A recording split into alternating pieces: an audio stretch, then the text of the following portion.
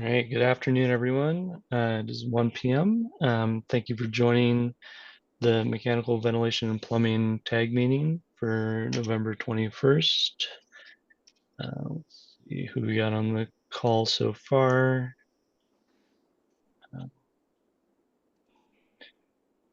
Kristen, and I don't know if we have quite enough for quorum, maybe, but it's close.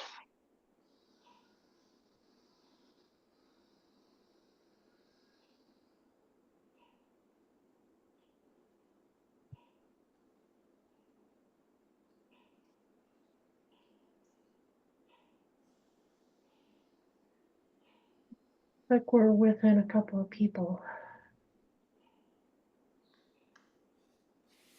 So okay, let's maybe hold for a minute or two, allow some folks to join, and then go through our agenda today.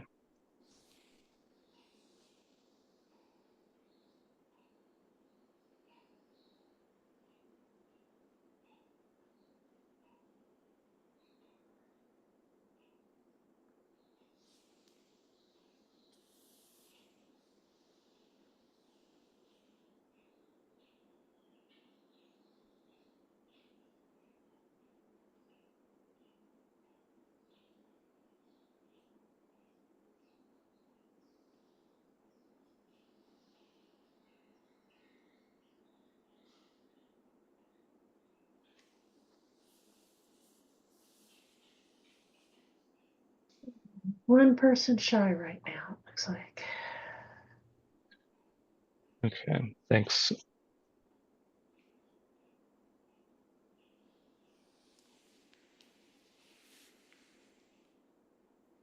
It looks like Ken just joined. I don't know if you had him already.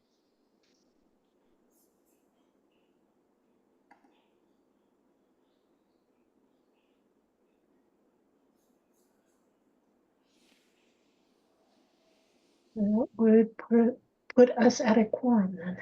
Okay. All right. So I'll call the meeting to order. Thanks again, everyone, for joining.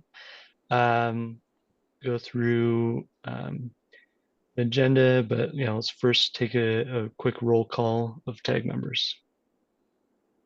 Ben O'Mara. Here. Justin Borgo. I believe he was not going to be able to make it. Steve Hart.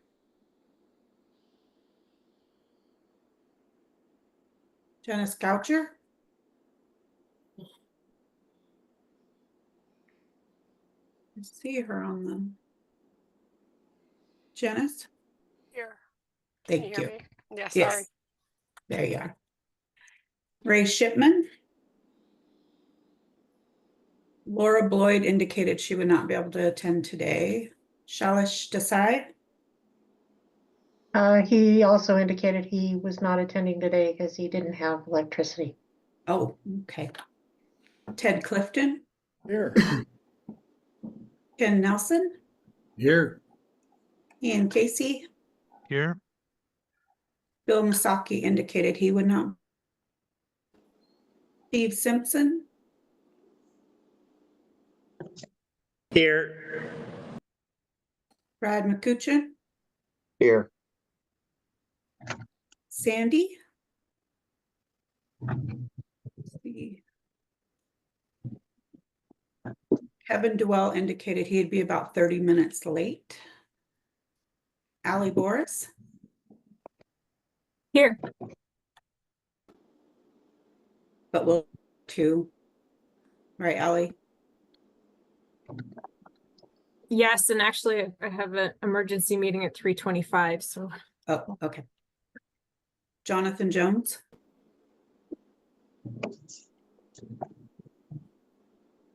David Price. It looks like we do have a quorum, just barely. All right, great. Thank you. And yeah, if any tag members do need to leave, please be sure to let the group know so we can confirm we still have a quorum. Are there any other folks on the call today that would like to introduce themselves? please go ahead and raise your hands. Elizabeth, go ahead. Yeah, Elizabeth Torsky with Cascade Natural Gas. Thank you. Thanks. Patrick, go ahead. Oh, thank you. This is Patrick Hanks with the Building Industry Association of Washington. Thanks, Patrick. David, go ahead. I'm David McGee with the Earthquake Valve Company. David. Mike. Mike Moore with Stater, and I've got proposals GP1, 136, and 137. Thanks. Thank you. Next person on the list, BPP 4917. Yeah, sorry about that. Yeah, this is Brian Phillips of Vista Utilities. Thanks, Brian. Dominique. Hi, good afternoon. My name is Dominique Todin. I'm with Carrier Corporation. Thank you. And Brandon. Hello, I'm Brandon Groh, a new DES employee. Thanks, Brandon. All right. All right. Is that looks like it for the hands that are up? All right. Let's move on and go to item 2 to review and approve the agenda today. So I believe this is the agenda that we're looking at currently. Any discussion or public comment regarding the agenda that we have today?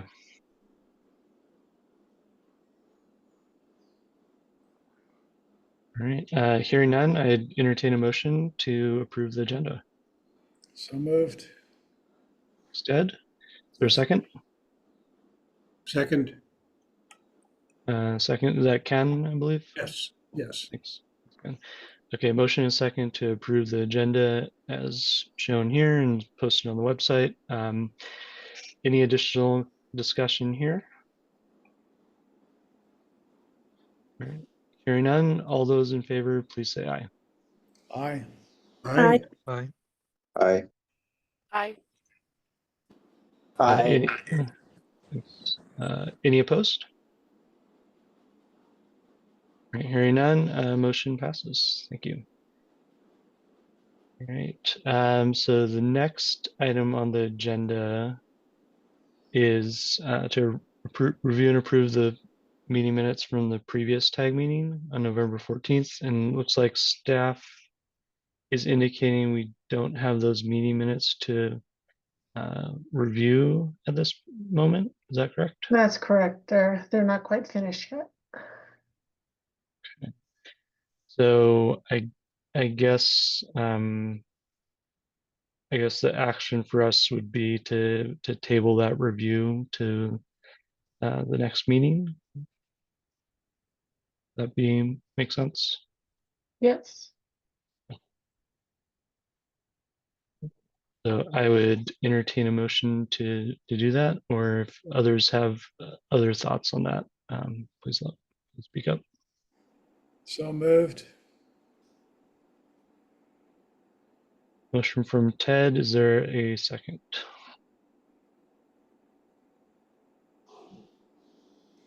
I'll second. Second from Janice. Thanks. All right. Any additional discussion for the motion to table the review of the November 14th meeting minutes to the next tag meeting?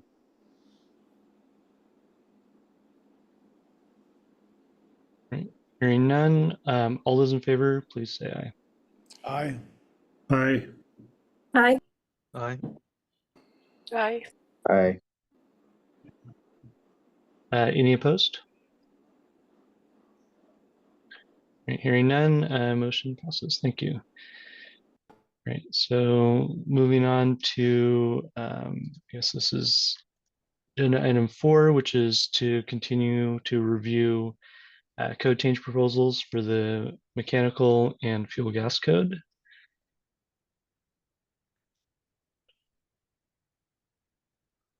So I believe this is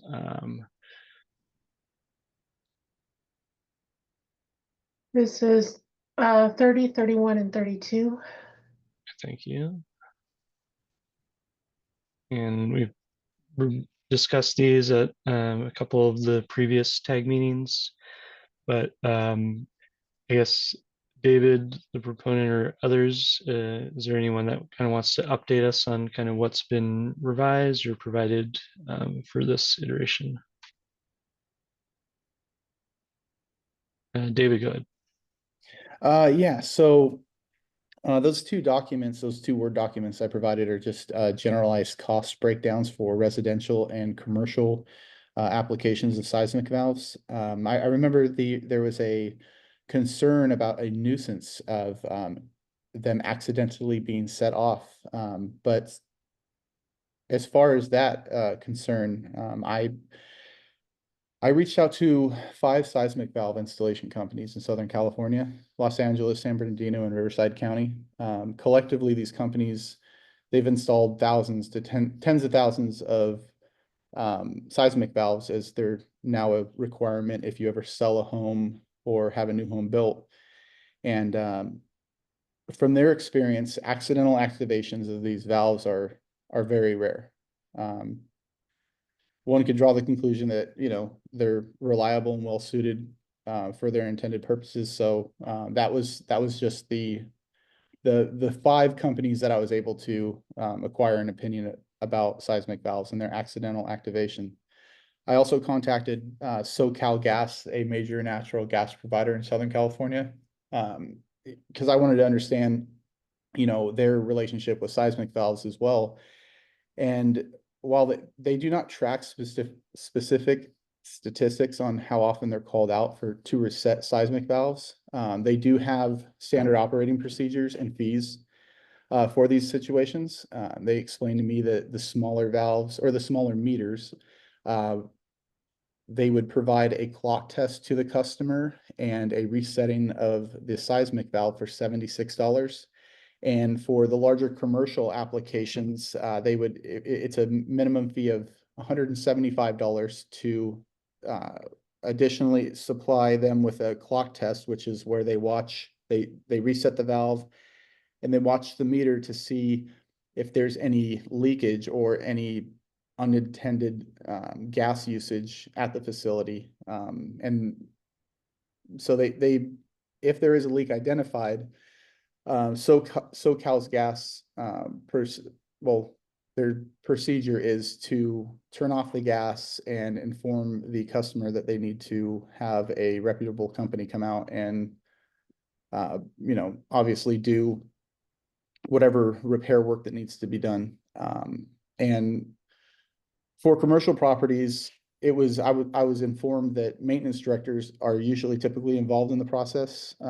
They usually are highly educated on their gassing systems, and, you know, in the event of a seismic event, they know what to do. So they're usually well versed in that. And I understand that some might view accidental activations as a potential nuisance.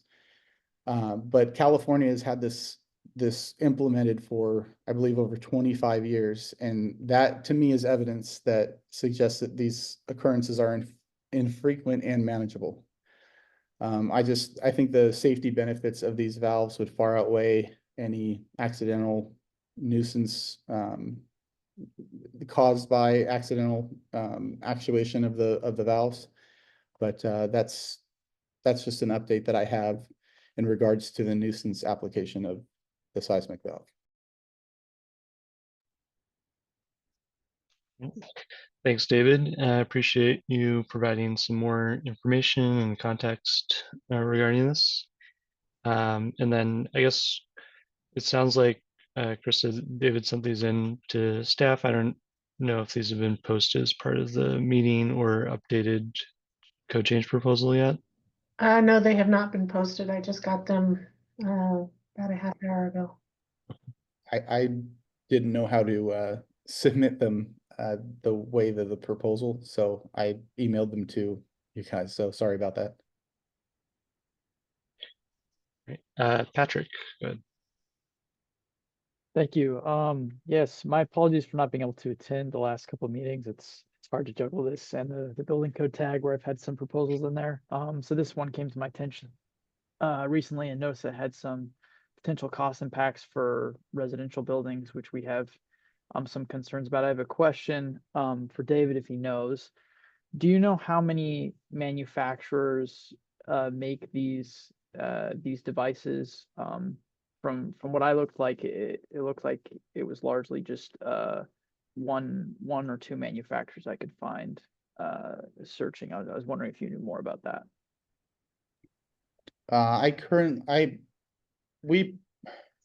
I know of two, and I'm sure that there are some other smaller companies, but we mainly use the Northridge earthquake seismic valve.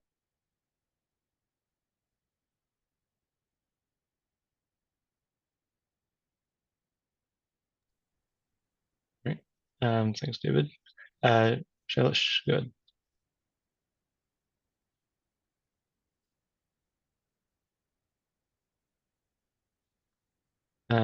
Shailesh, your hand up. Sorry. No worries.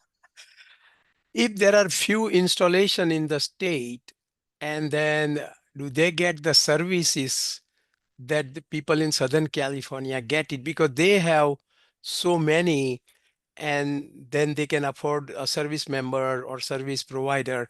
Here, if there are few and it's not a very short distance that they can come here and do it. So that is also a concern. If there are only few installation in the beginning, how they would get this accidental thing and resetting the valves, things like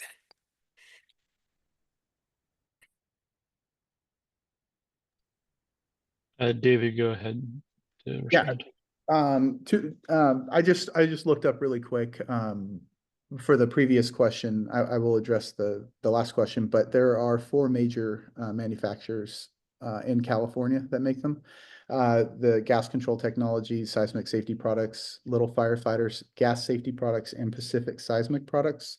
As for the installation of the valves, it can be done by any licensed plumber that specializes in natural gas or fuel piping. Any HVAC company can do the work, as they are obviously working with heating. And so the opinion was raised, or the concern was raised in the past of it being a what is it called, a conflict of interest. But it would actually take away from it would make it so widespread, and I'm sure that other companies would jump on the opportunity to do, these 1 hour installs. But any license, that's just thought I had in my head that came out of my mouth. But as far as the installation of it, any licensed HVAC company could do it. Well, the question was not so much initial installation, but the reset and restart. Right. Well, the installation or the restart aspect of it can be done by either a well-informed homeowner or any HVAC company that works with heating. They could look at the gas meter and watch, with the valve reset, they can watch to see if there's any gas usage while all the appliances are turned off. And that is the standardized test that they use to at the SoCal Gas Company to determine whether or not there has been an accidental leakage in the house due to seismic activity.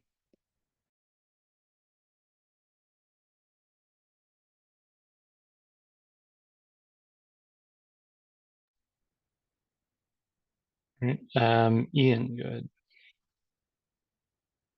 Yeah, I heard that these are required somewhere in California, some jurisdictions that I've been able to find, like City of Los Angeles, like when you sell a home, if it doesn't have one, one would need to be installed. But I'm unaware of a statewide requirement in California for these devices. I didn't know if anybody else had similar findings or could speak to that.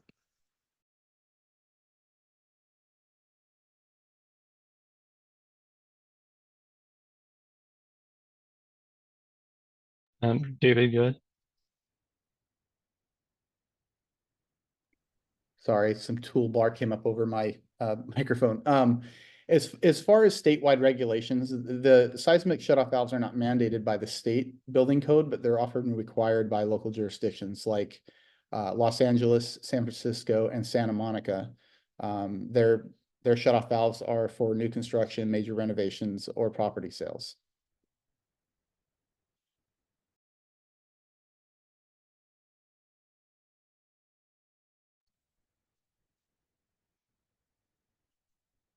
Oh, and in addition to that, I know this isn't the United States, but Japan also has seismic shutoff valves that as a standard safety feature due to Japan's high earthquake frequency as well. Just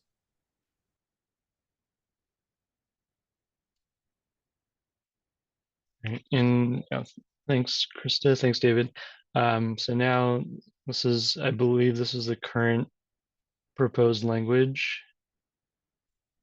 So at this point,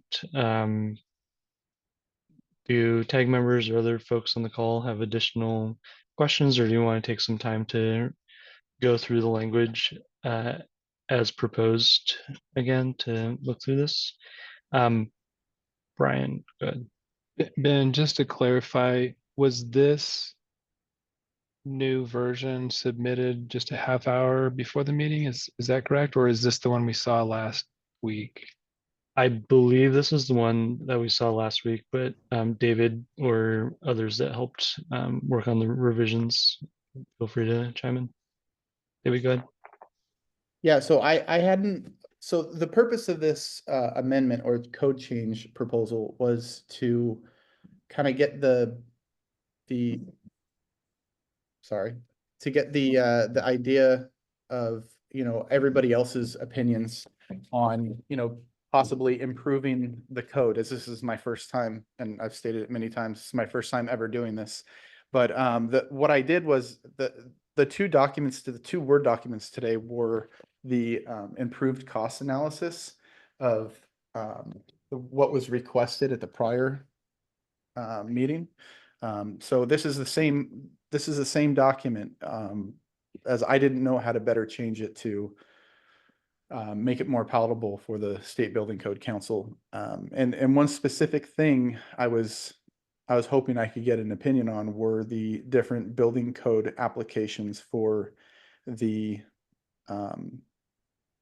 certain building classifications. They're not targeted towards residential customers. They're more targeted towards large gathering facilities like childcare centers, elderly care facilities, large buildings that have a large amount of employees, things like that. So I wasn't trying to pass the burden on to residential or, you know, average citizens. It was more along the lines of protecting large groups of people and large gatherings.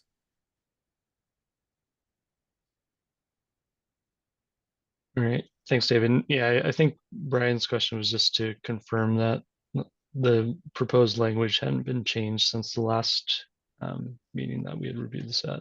So I believe you confirmed that is the case, that this is the same as what we reviewed at the last tag meeting. Elizabeth, go ahead. Yeah, thank you. Just repeating some concerns I had from the last time this was brought up. Just some language issues. Approved seismic gas valve doesn't seem very well defined. What makes it approved? Who is approving it? Is there a standard that could be referenced? I think the groups that are being called out, I think that could be narrowed down a little bit more. And also, as this is a state code, there's going to be a lot of areas in the state that aren't in those seismic design categories. And I think it would be better to leave the decision to local jurisdictions if they want to add this into their local state codes, as opposed to making this for the whole state of Washington, because there is a cost associated with this. And then my final comment, I said it last time, I think any requirements for existing buildings should be in the existing building code. Thanks.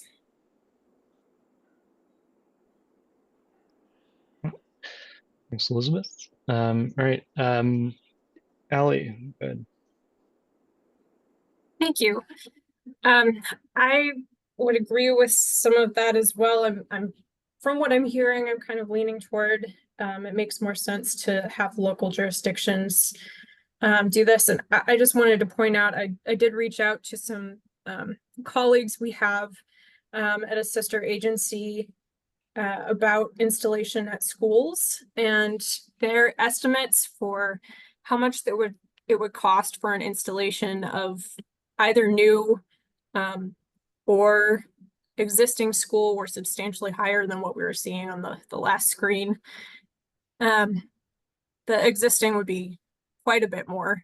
So, there's lots of involvement with the, turning off the gas, evacuating, configuring the piping that would need to be considered too. So, for schools, this is a financial burden too.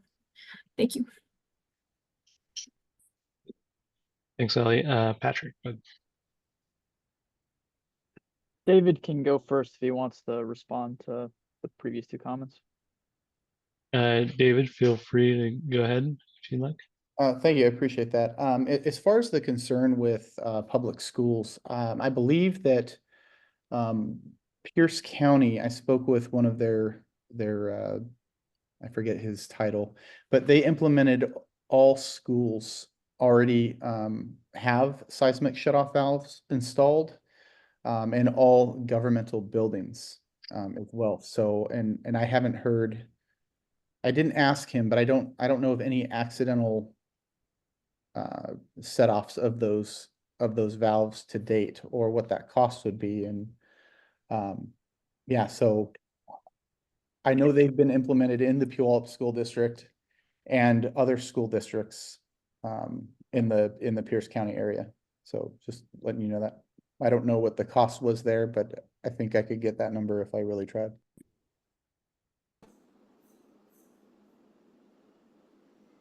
Patrick, go ahead.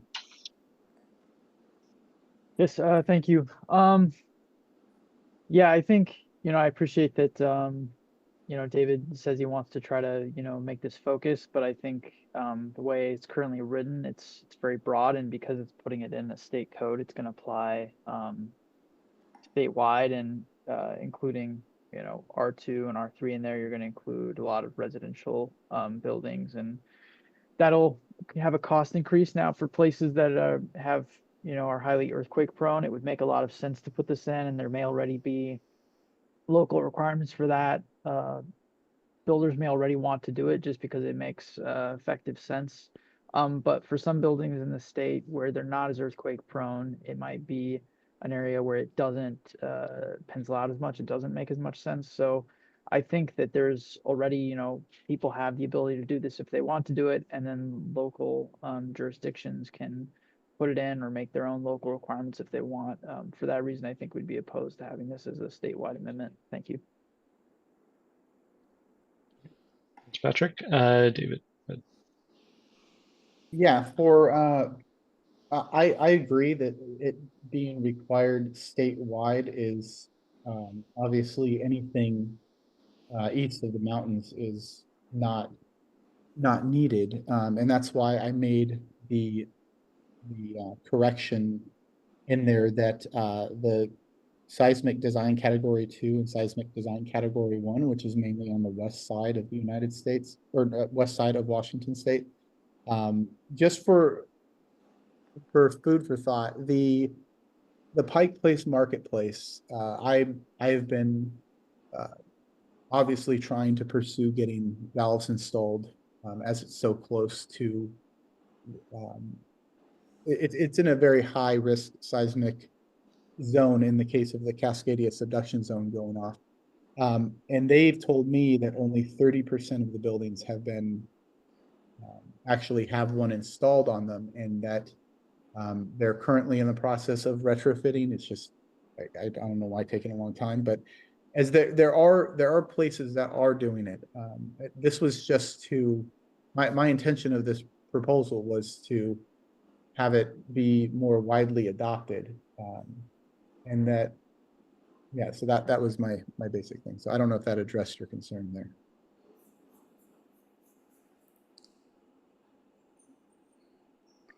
I've been trying to figure out how to raise my hand and I don't seem to have a way to do that.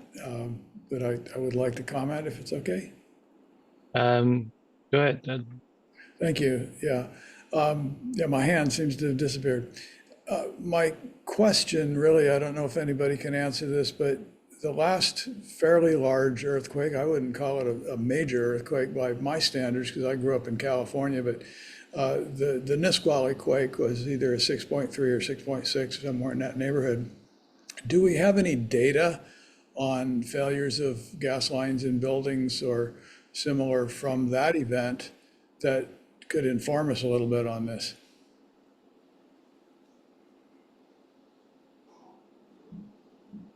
Like I said, I don't know if anyone is able to answer that, but obviously that would be helpful information. Um, so we'll see if anyone can see if there's a good location to ask or has other input. But David, go ahead if you had a comment on that. Yeah, I did look into the Nisqually earthquake, and there were incidents in certain areas that did have gas line rupture leaks, but it wasn't so widespread that there was a massive, call to action or anything like that. But there were some incidents that I read in some articles that did touch on that topic, but I don't remember exactly where I read it. Obviously, it was a news article, but other than that, yeah, it was quite a long time ago. So yeah. Thanks. Shailesh, I saw you had your hand up. I don't know if you had a comment. Yeah, I would say that if highly dense population cities like Seattle, Bellevue, Spokane, Bellingham, I mean, they can enact this one citywide, and then we can get some experience on that and adopt it at state level.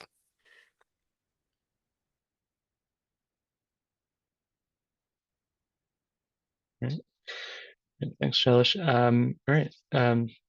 Yeah, any additional thoughts here? Or if, I don't know if anyone's prepared to make a motion regarding this code change proposal.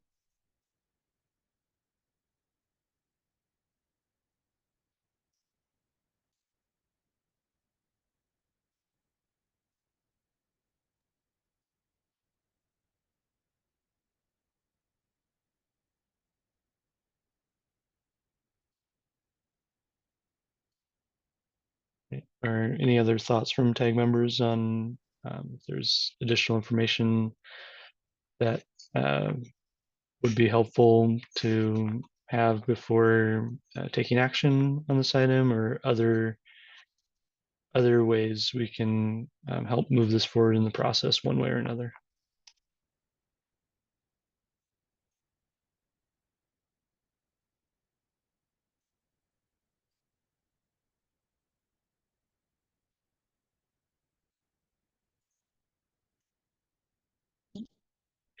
Right.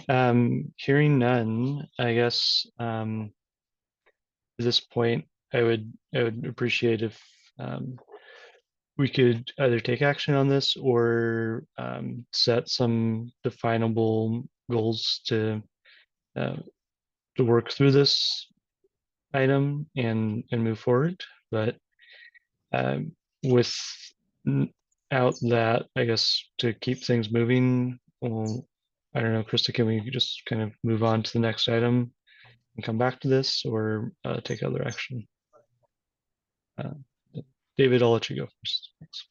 Yeah, just to reiterate, if anyone has any input into the language of the new amendment, I would really appreciate it. Like if you think that something would be, as Mr. Desai said, densely populated areas, if someone was better at wording this this state building code change or international fuel code change, I would appreciate it. As you know, I just think that it, as a lot of us are aware, there is the potential for a large earthquake, and I'm looking at it as more of like a safety standpoint and not to be, you know, a nuisance. So yeah, if anyone has any suggestions or edits or anything like that, I would appreciate it.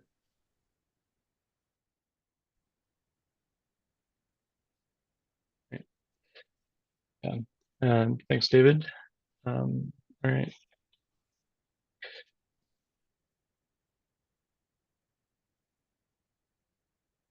So, Krista, I guess at this point, if the tag does not appear to be ready to take action on this item at this point, would it be possible to move on to the next proposals in the list to keep things moving and then come back to this one if we have time?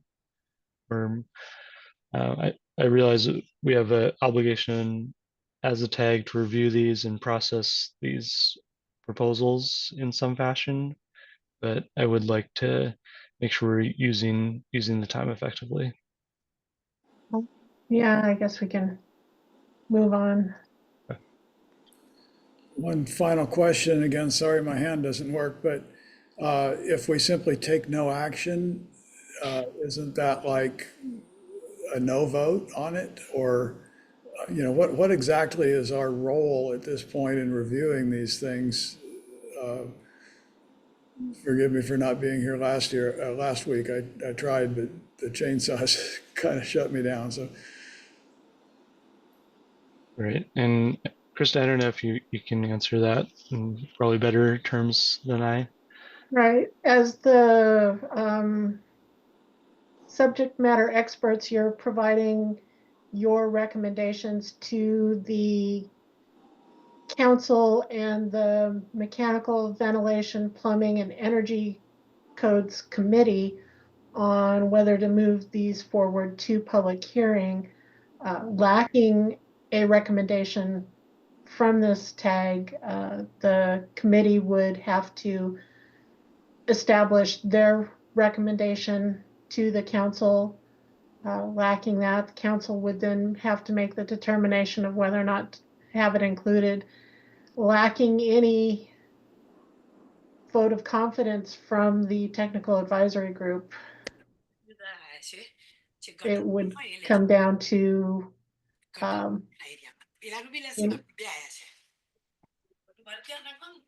any possible commentary added at the committee or council meeting.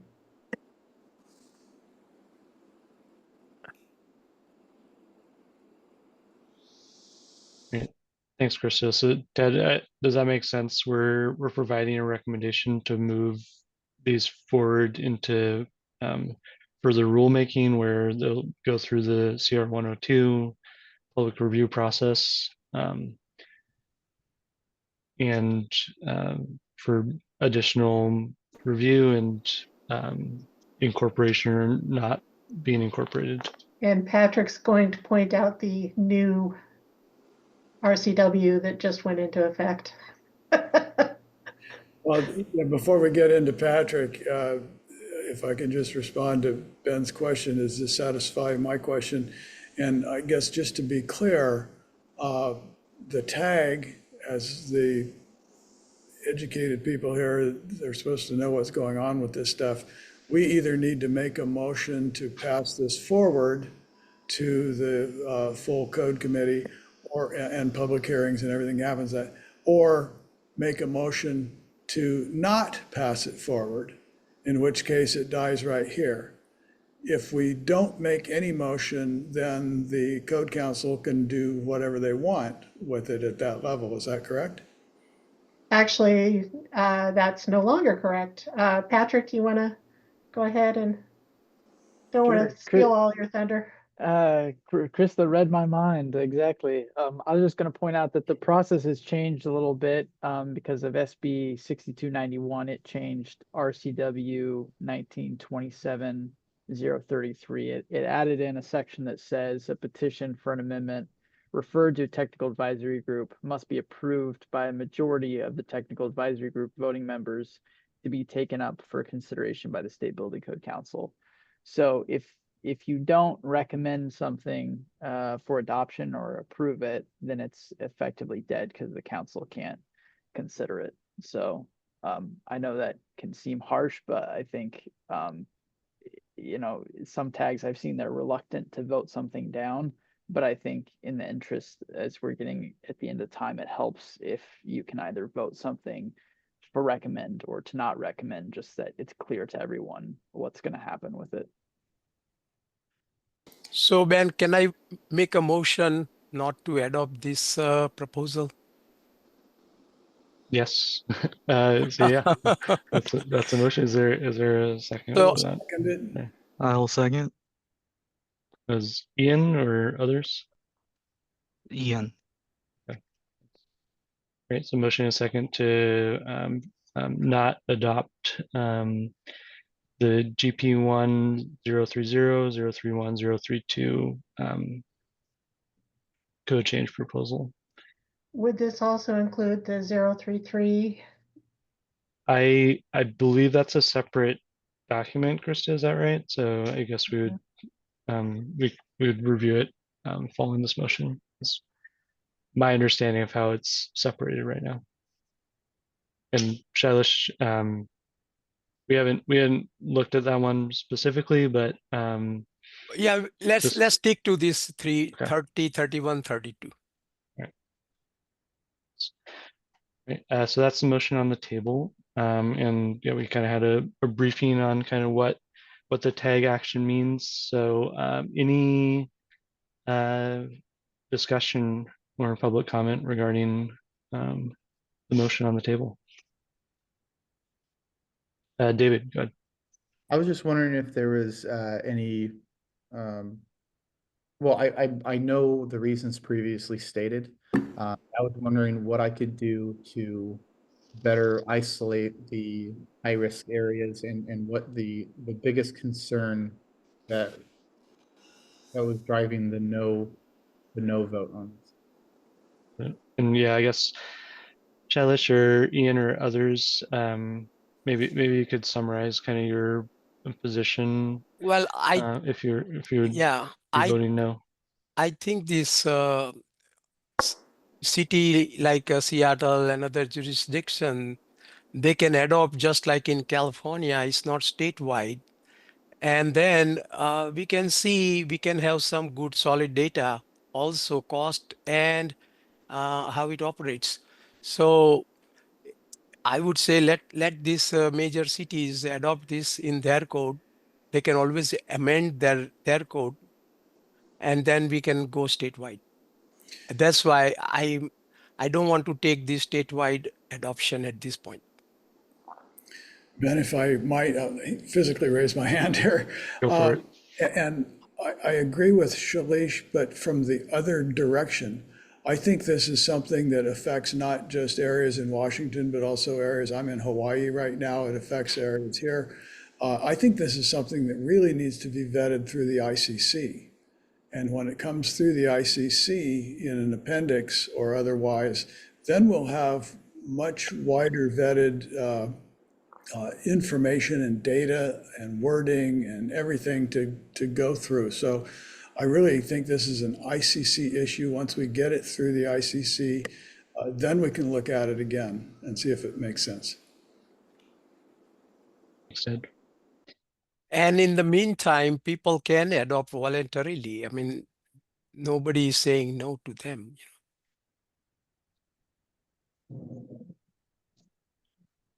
All right.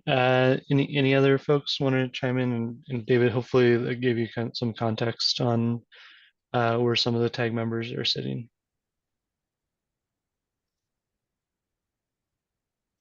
Yeah, it has. Thank you very much for your guys' help and comments. I appreciate it. Yep.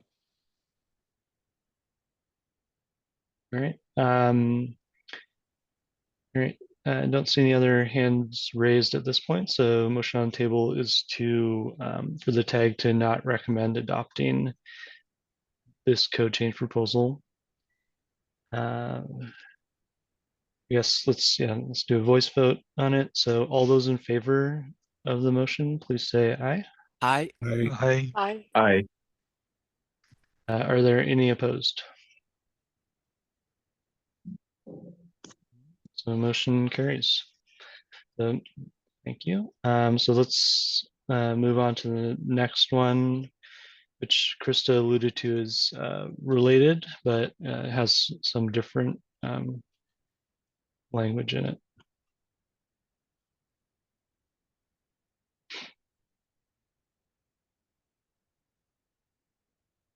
So this is This is 33. GP1033, and my understanding it relates to the same topic of seismic gas shutoff valves, and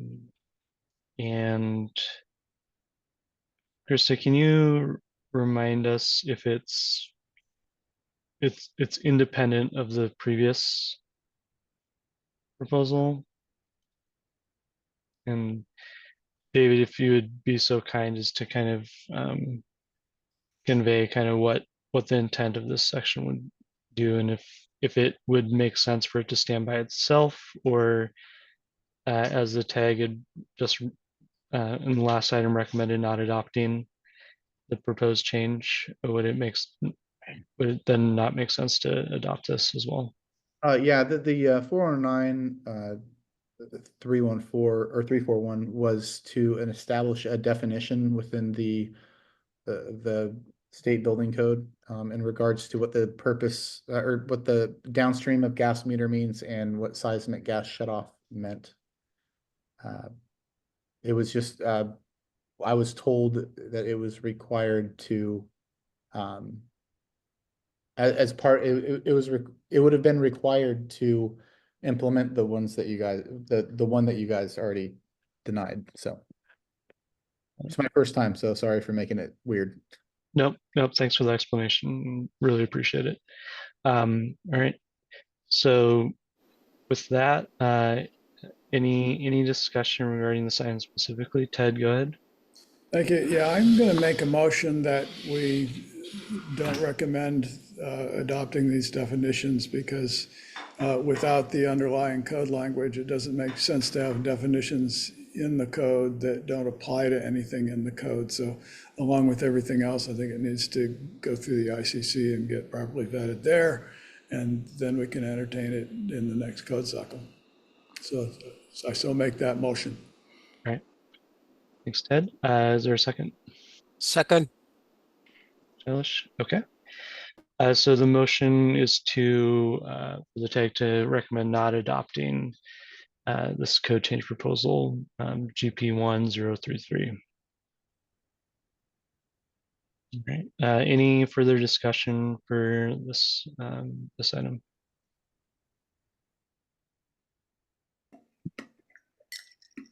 All right. Hearing none, all those in favor, please say aye.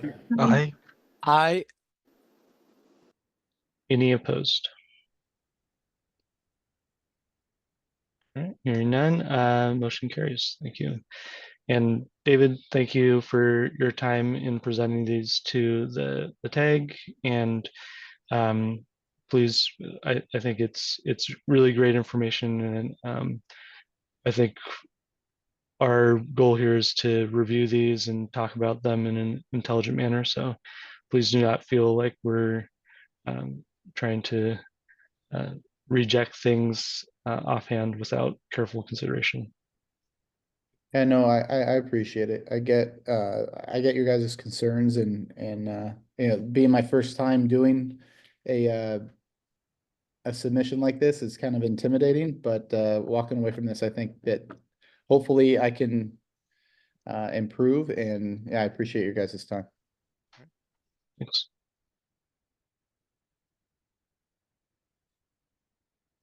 All right, moving on. So next we have on the list, this is GP1136 regarding the duct length, but to a couple of changes, and we've got Mike, the proponent, on the call. So Mike, before you take it away and go through the language, we talked about this at the last tag meeting briefly, but we're going to look at some additional information. We had a work group to discuss it, and then I wanted to confirm with Krista and staff on what our available action is right now, because I don't know if these like GP1 136 and GP1 137 have been officially referred to the tag for review by the council or the MVP committee.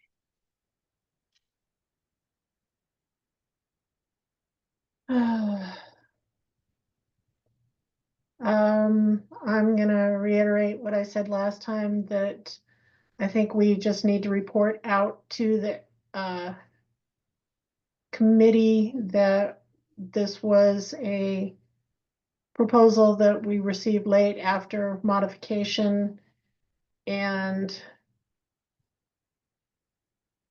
it kind of was referred to us when the council referred them, although it wasn't on the list. It had been sent back for modification, and we just hadn't received it again, the modification back again. Okay. But in order for it to move forward, we would need some sort of tag recommendation. And I think there's a tacit understanding that this was referred to the tag, but we'll just be explicit on the reporting back to the council or committee. Yeah. Okay. Yeah, that sounds great. So thanks for clarifying that. And I guess with that, Mike, go ahead. Sure, thanks, Ben, and sorry for the administrative speed bump there. What happened was I submitted the proposals on time, but staff had some questions as a response to that, and I just didn't see the email from staff in my inbox until after the period had closed, and then by the time I got back to them, that's what caused all these administrative issues. So again, submitted on time, but then the communication after that was bumpy. So again, sorry for not finding that email on time in a timely manner. So I wanted to thank Ben as well as those who participated in the work group that we had between last meeting and this one. It was really helpful to get the input, and there were several changes made to try to improve these proposals and be better aligned with the objectives of those participants, and hopefully with the objectives of the tag here. So this proposal's primary objective, or their primary objectives, I should say, are first off, providing some clarification regarding which test is a field test and which test is a laboratory test when we're referencing tests in here. So it's clear to users of the code what they should be doing. The first several paragraphs here are just saying field or laboratory, essentially, to clarify that so that everybody knows what the expectations are when they go out into the field versus what the expectations are when they're specifying product. If you scroll down a little bit, Krista. The second objective of this was to replace the prescriptive duct sizing table in Washington State's code with the prescriptive duct sizing table from ASHRAE 62.2. The 62.2 table is a little more simplistic, I think, while also providing additional compliance paths at higher airflows. The Washington State table tops out at 125 CFM, and the ASHRAE 62.2 table goes all the way up to 800 CFM. So if you've got a big range hood and you're trying to figure out what duct size you should use for that, this will help you with that as a specifier and making sure that you get the right size duct for the airflow. And if you scroll down a little bit more, maybe actually up above the table slightly. The third objective for this was to provide another compliance path. So right now you can verify the airflow by an in situ measurement of your exhaust fan. you could use a prescriptive duct sizing table that's in the code. And this third option would be using a rated airflow that's called the nominal installed airflow. And that's a rating that's provided by HVI and is HVI 920 is currently referenced in the Washington State Code. And this rated airflow basically looks at the intersection of the system curve for a duct system that has 10 feet and 2 elbows and a termination. So that's considered a nominal duct sizing, where most ducts that are going to be specified, most duct systems are going to be that length or less and have that number of elbows or fewer. And it's supposed to give the specifier an idea of how the range hood should perform in situ. So if it has this duct system on it, this is the airflow it's going to be. And this has produced lower airflow rates than what the typical ratings are for range hoods at 1/10 of an inch water column, because this duct system is going to have a larger static pressure, higher static pressure than the 1/10 inch typical rating. So HVI is promulgating this because it's a better metric that's going to give consumers a better idea of what their range hoods should actually deliver when installed. And if the field verifier goes out there and ensures that the duct length is 10 feet or less and 2 elbows or less, then this rating could be used, comparable to how the prescriptive duct sizing table is also used, where you have to confirm number of elbows and length. Okay, if we go down a little bit here. The rest of the changes that are proposed are mostly editorial and just trying to map the requirements here for duct testing. For example, this field verification and diagnostic testing underneath number 1 only applies when you're doing the in situ duct flow measurement, or the exhaust fan airflow measurement, I should say. So that's clarified up in the charging text now in number 1. We can remove the exception down below because that exception only applies to the prescriptive duct sizing. And if you're, the only way number 1 would be triggered is if you're not doing the prescriptive duct sizing and you elect to do a field verification of the airflow rate. So that duct sizing option is still available, but it's just not, it doesn't need to be referenced as an exception anymore. Number 2, the only change in here is just referencing capture efficiency. So if you're needing to verify in the field that your ratings are complying with the code requirements, you should do that for capture efficiency if you're using that method of compliance path, just like you would for airflow if you're using that method of compliance. And the final is just updating the final change, just updating the reference to HVI 920 to the latest edition to ensure that the code is current with the procedures that are now being used by the industry for the ratings. And I did want to specify for the tag that there is one item or one slight difference from the proposal that was posted yesterday. There was a slight change to item 1 here, adding an integrated diagnostic tool as one of the field verification methods.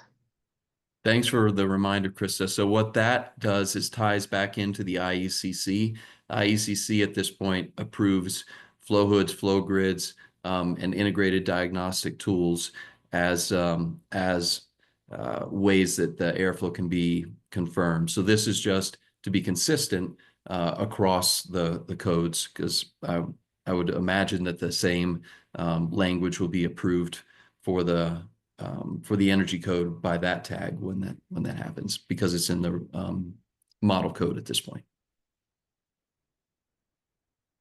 And again, not required, just an option.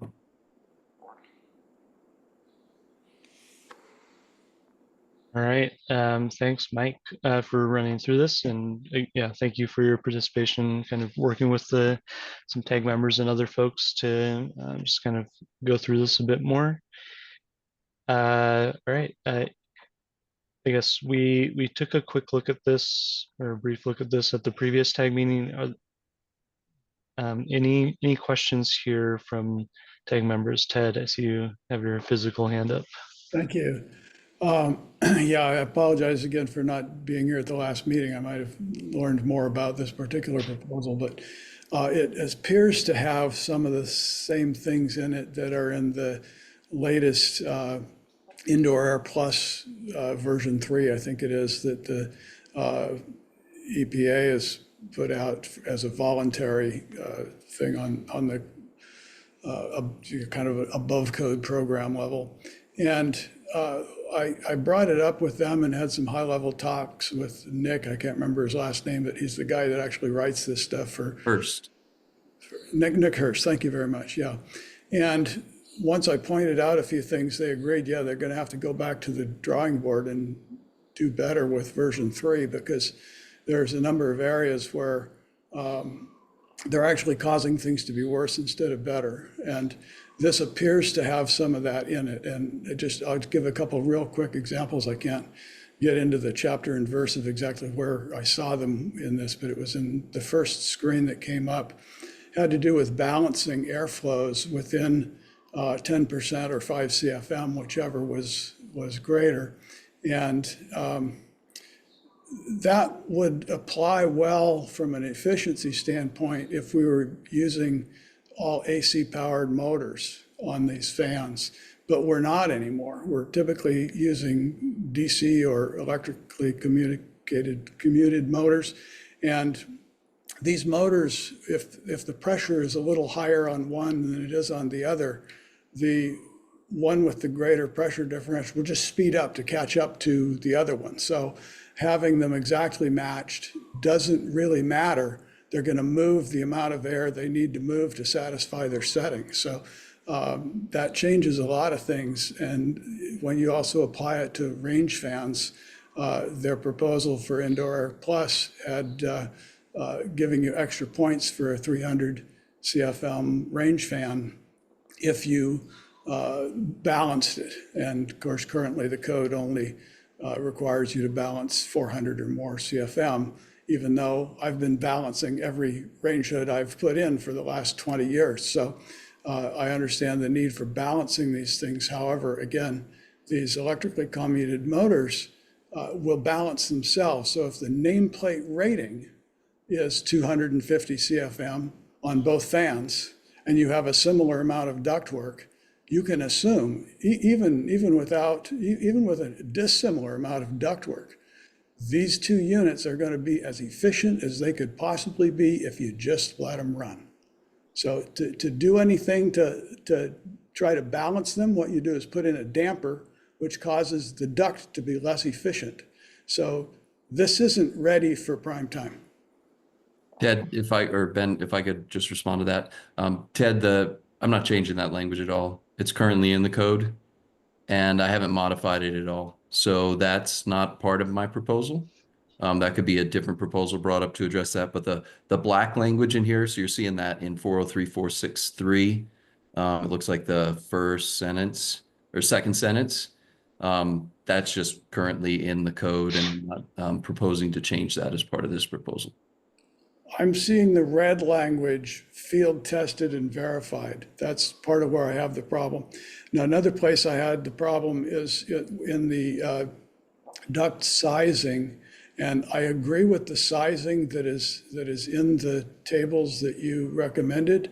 However, you can't buy equipment that actually is made to fit ducts of those sizes. So that's where we also have a disconnect between manufacturers and installers.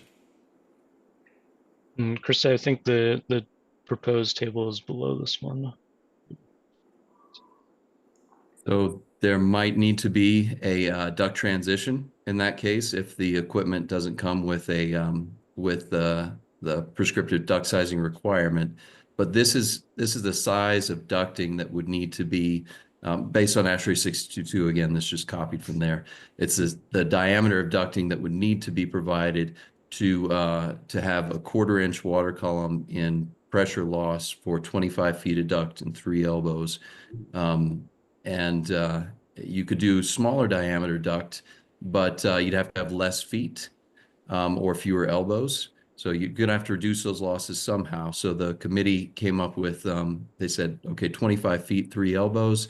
what size duct is going to correspond with the having the pressure losses associated with a 1/4 inch, basically getting to 1/4 inch pressure. So that's how those were determined.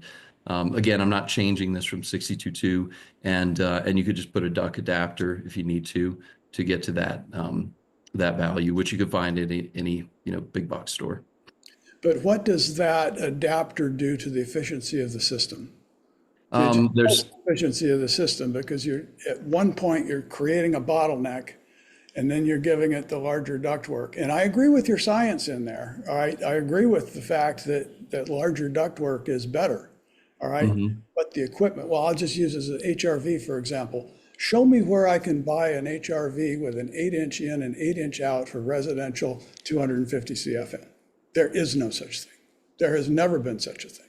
So we have to neck it down to a 6-inch, and we're cobbling things together in a way that, from a code end of things, we shouldn't be forcing people to cobble stuff together to make it work. And that's what, unfortunately, this whole section does. Well, the current table has, like I said, is limited to 125 CFM. So it doesn't provide any guidance at all for what to do for 250 CFM HERV. Most dwelling units are going to need about 60 to 90 CFM, somewhere in there. So they should be covered at the lower range of this with duct sizes that are readily available for H and ERVs, which is more like 6-inch ducting. So I think we'd be okay there. And just to go back about the balancing problem where you said I put the red language in, I did put field verified in there because that is a field test that they're requiring right now in the code. So I just wanted to clarify that's not a laboratory test. That's a field test that's currently required in the code. So I'm not changing the requirement. I'm just clarifying the current language is my intent. So again, what you're saying is valid until the heat pump water heater comes on and is exhausting 250 CFM, or till the dryer comes on and is exhausting another 160 CFM, and all your balancing is out the window. Oh, I'm not touching the balancing language. Well, the field and airflow testing rates are not taking those into account. And they happen every day. That could be a different proposal. We need a lot of work in this area, and thank you, Mike. We need more of your work in getting some of these things dealt with, because they're not correctly dealt with in either code or in Indoor Air Plus.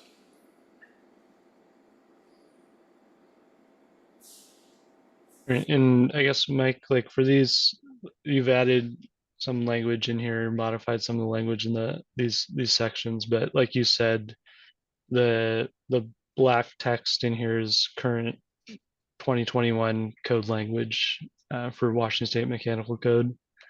So yeah, I mean, yeah. So Ted, I don't know if that clarifies kind of Mike's intent here, but this is currently what we have in the code at the moment for the current amendment. So it would need to be likely a separate amendment or a modification of this one if there's additional changes. So, go ahead, Ted.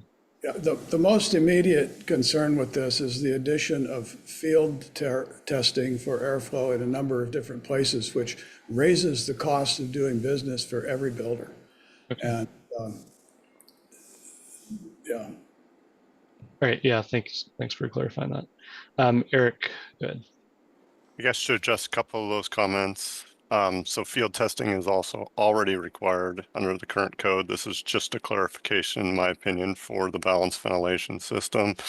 As far as the local exhaust systems like intermittent exhaust for clothes dryers or other things like that's not part of this section. That's part of a separate section in the mechanical code for Washington State.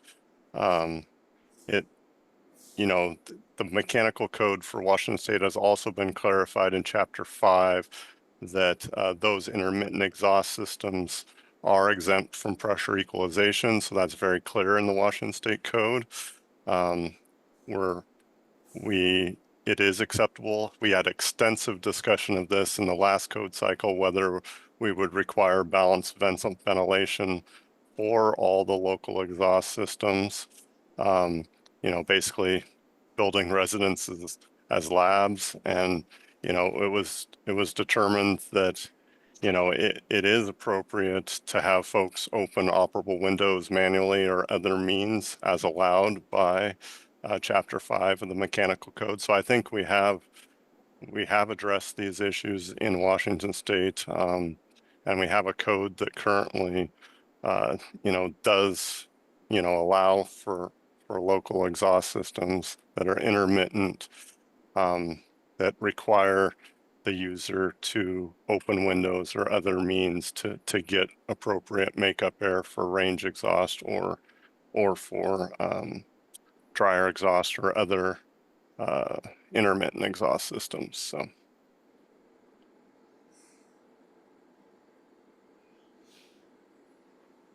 Whether we all like that or not, we decided last code cycle that we weren't going to increase the costs and require, you know, interlocked makeup air dampers or other things for those intermittent local exhaust systems. So there are lots of amendments throughout the whole code in Washington to try to make this a work for residential units. Thank you. Just a couple comments. And for the most part, I do like what these amendments would put forth. I would add everywhere we say laboratory, it needs to say HVI laboratory, because we can get into this tick-tacky stuff where we try to define laboratory, and all laboratories for ventilation, for supply or whatever should be an HVI approved laboratory test requirement. I also wanted to comment real quick on EC motors and doing balancing. And it's absolutely true that the EC motors on ERVs, HRVs are designed to self-balance.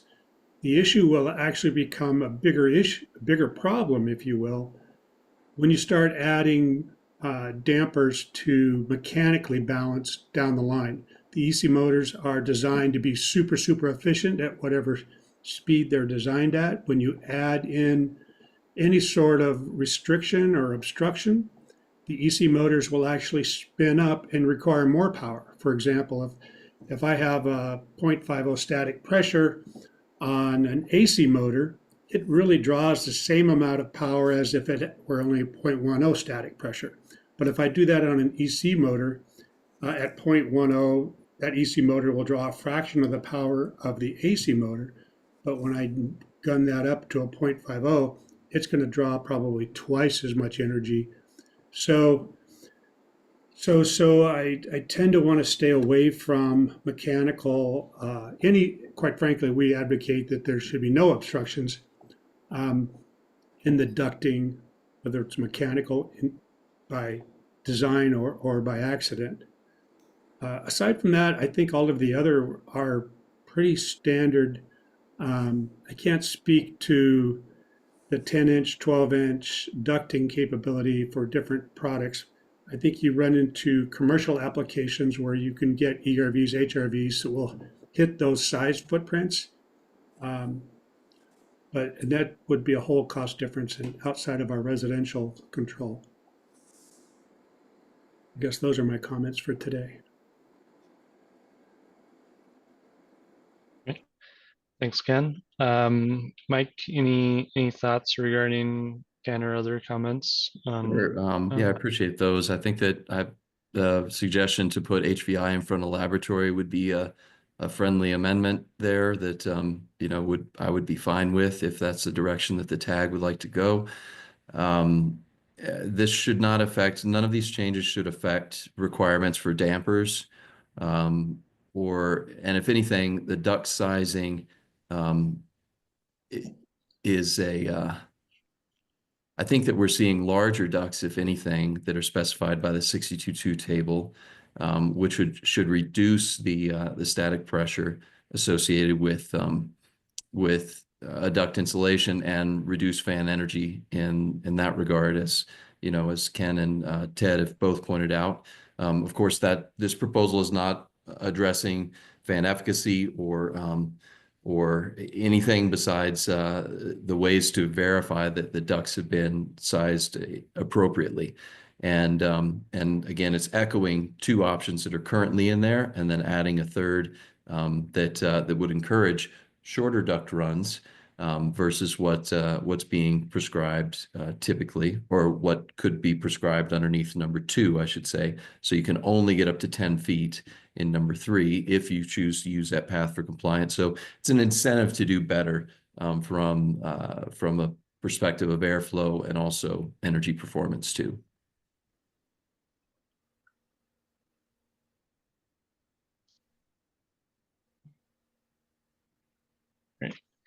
Great. So Chris, I don't know if you want to take kind of what Ken had mentioned and what Mike had agreed with to. Well, I'm looking through here, and the ones that don't specify HVI laboratory testing specify laboratory tested in accordance with HVI. So I'm not sure if it's overly redundant saying HVI testing in accordance with HVI. I don't believe that that's redundant. I think it's important because we're seeing offshore products come in and they will say, oh yeah, we tested it. I mean, even at Panasonic, we test every fan, right? In a laboratory. So in theory, I could come out and say all my fans are laboratory tested in accordance with HVI 915, 916, and 920. But the reality is HVI didn't test them. So if we want an objective third party to, to prove or to validate our own testing, I think we have to define that.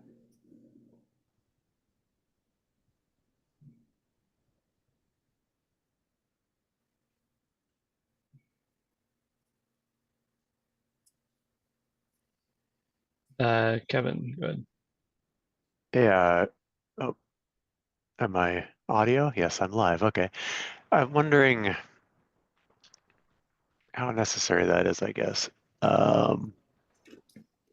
Is it, because I don't know, is it acceptable that a manufacturer's lab tested in accordance with the HBI standard? I mean, does that mean that that lab was certified to do that test? How does that pan out? Are we unnecessarily restricting manufacturers to having their equipment tested in the HBI lab? I'm not sure I understand it. We're actually encouraging all manufacturers to have their product tested in HBI lab. And it just Okay, level sets the playing field. I see. So it's not every fan, but it's a product line. Is that correct?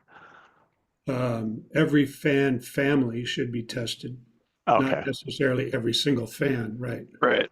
Okay, But HBI will also, I believe HBI also looks at the manufacturing process, and they want to see a consistent manufacturing process. And they do random testing of different products as well. gotcha. Thank you. Thanks both. Mike, I saw your hand go up. I don't know if you just wanted to comment on that as well. I think Ken spoke to it pretty well. I'll just lie. I just have one quick question for Ken is what would be the financial impact of a smaller company that needed to have actual HVI testing versus testing in-house? Is that going to add some cost to the fan, $5 or $10 or $2 or 50 cents? Or do you have any sense for that? Of course, costing is always amortized over the entire line, but it should not be an onerous issue at all. I don't know what we pay to have each fan tested, but it's reasonable, and we're testing hundreds of fans. Mm-hmm. Mike? Yes, I would say that right now the code does require rating in accordance with HVI 920. And HVI 920 is a document that HVI uses to say how to achieve a rating. And to get a rating, you have to use an HVI approved laboratory, which goes through the verification process and is audited by HVI and a whole line of traceability that goes up there. So it's already required in the code right now. by your reference to HVI 920 and that the rating in accordance with that. Okay. Ian, good. Yeah, Ted and Ken made some points about ECM motors, and those are, to my understanding, kind of smaller residential type applications, and I think they made some good points. And I don't know the specific language, but is there an opportunity there to do some sort of exception for ECM motors in this?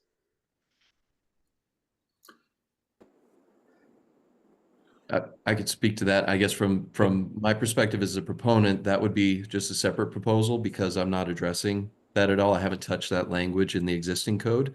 So that could be, you know, a noble effort to pursue, but this proposal doesn't really address that within its scope.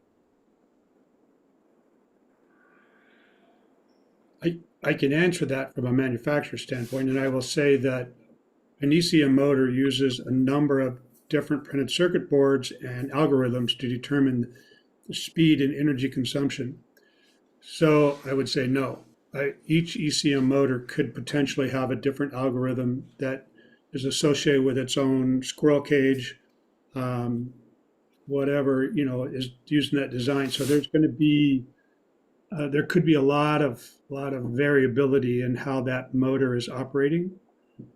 So I would say, from my perspective, that would probably not work out well. Just to say that an ECM motor is a blanket approval would not be okay for me. Thanks again, Shailesh. So instead of HVI, do we say HVI lab or approved HVI lab? Is that meaning HVI said, yeah, you can do it in your own in-house, but we will have a set of eyes on you and you are approved to test as per our standard. Or those who don't have that capability, they can go to HVI lab and do it. But the manufacturer, if they claim that they are doing in compliance with HVI, then they have to be HVI approved tester, basically. That's right, Shailesh. 920 does require HVI, an HVI approved laboratory be used. That could be a third-party lab, or it could be a first-party lab. That means a manufacturer could test their own. If they're testing their own, there are rigorous requirements associated with that. They're still subject to the verification program of HVI, where there's testing of those products at a third-party lab. You can't test your own products for verification purposes. So all of that, again, is part of the 920 regimen. There is no HVI lab. HVI does not own a lab. They do all their lab through contracting with other laboratories.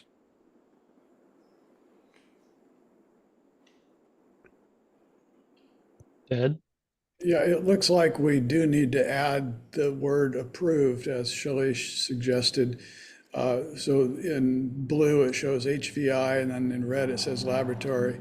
So I should say HVI approved laboratory attested, which would then be in conformance with the HVI 920, according to what you've told us here. That would be more exact. Yeah. That would be a global change, I'm assuming, to all these instances. Yes. So can I make that as a friendly amendment, Mike? Certainly. Okay. I think that would need to be HVIC hyphen approved. Right.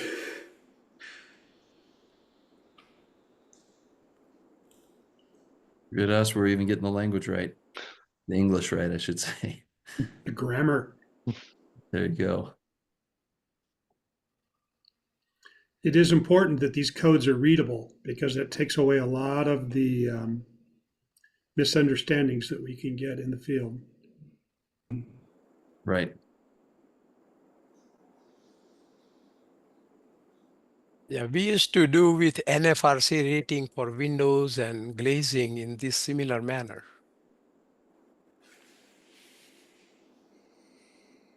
And Krista, I guess my understanding is that would apply to the instances where we already had the HBI laboratory language in here. Is that right, Mike? I don't think it would. Oh, I see what you mean. Yeah, so like, for example, in exception 1 under 403.4.6.1, that statement regarding saying HBI laboratory and testing requirements would still make sense as is. Right. Yeah, okay. I think Krista got it.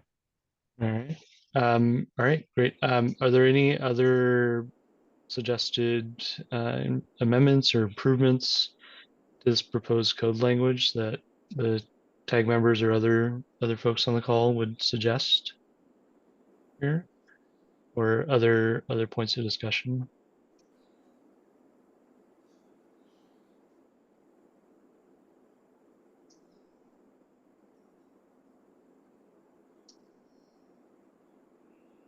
Okay.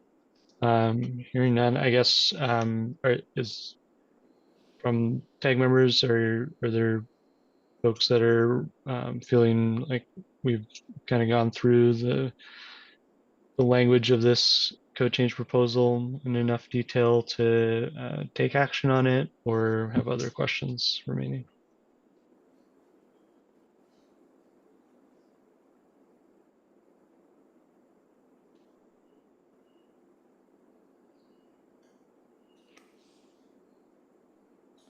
And I guess similar to the previous couple of code change proposals, just, yeah, I think it's we've exhausted kind of the discussion today. Yeah, I would appreciate a motion one way or another to kind of move this through the process, but leave it open for additional discussion. Thanks. I'll make a motion to push this forward to the code change committee. Okay. So Ken, you're recommending adoption of this code change proposal?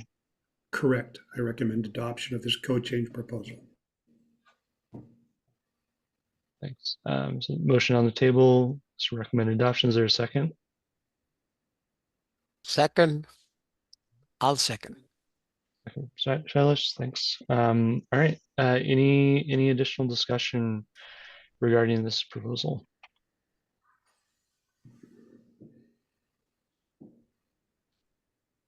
Hearing none, let's go for a voice vote. All those in favor, please say aye.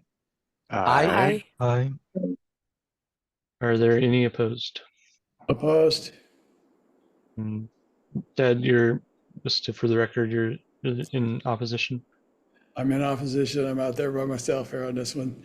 I really do want to work with Mike in the future on cleaning up the things that I feel are harmful in this. So I think most of it is good stuff, but there's just enough in there that causes some problems that I think we can do better. Noted. Thank you. All right. Yeah, motion carries. Thank you. And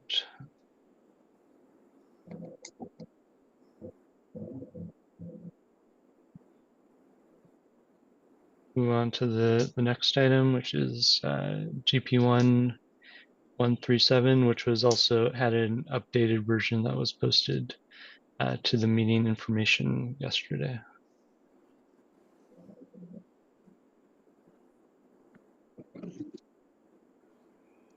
All right, Ben, should I go ahead and dive in? Yes, please go ahead. Okay. Again, thank you to those who participated yesterday. There were quite a few revisions that were made to this from the previous version, and I think we ended up with this in better shape. And my objectives with this proposal were to clarify, provide better clarification around what a distributed whole house ventilation system is, to also make compliance with the definition tenable. Right now, you can't really comply with the definition and still be in compliance with the code based on the requirement to separately exhaust kitchens in their own duct system, and so you can't have it as part of the distributed whole house ventilation system. And also to to still ensure that we've got really good distribution for a distributed whole house ventilation system, but again, make it less costly, less onerous. So the proposal here would be, previously I had just mentioned supplying air directly to bedrooms and not less than one of the following rooms being living room, dining room, or kitchen. Based on input from the group yesterday, I got feedback that dens and offices should also be part of the distribution requirements for distributed systems when someone elects to specify a distributed whole house ventilation system. So I added those in: bedroom, den, office, and not less than one of the following: living room, dining room, or kitchen. The reason that these were selected is that in open concept scenarios and within this proposal, I did include this updated proposal, some floor plans of typical apartments. Just went out there on the web and grabbed some floor plans, and you can see that every floor plan that's included down in the rationale shows that the kitchen and the living dining slash living room, dining room, and kitchens are all really well connected.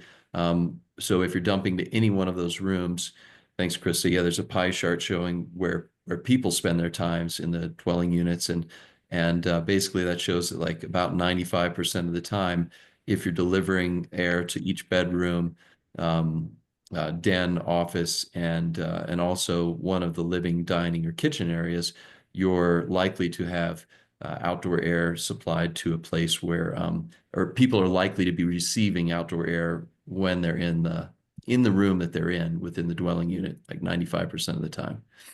So those are the floor plans that I pulled out there. You can see like that den in that one floor plan is separate from, it's kind of like a bedroom without a closet, right? And you'd want to ensure that for a distributed system, you're getting outdoor air directly to that.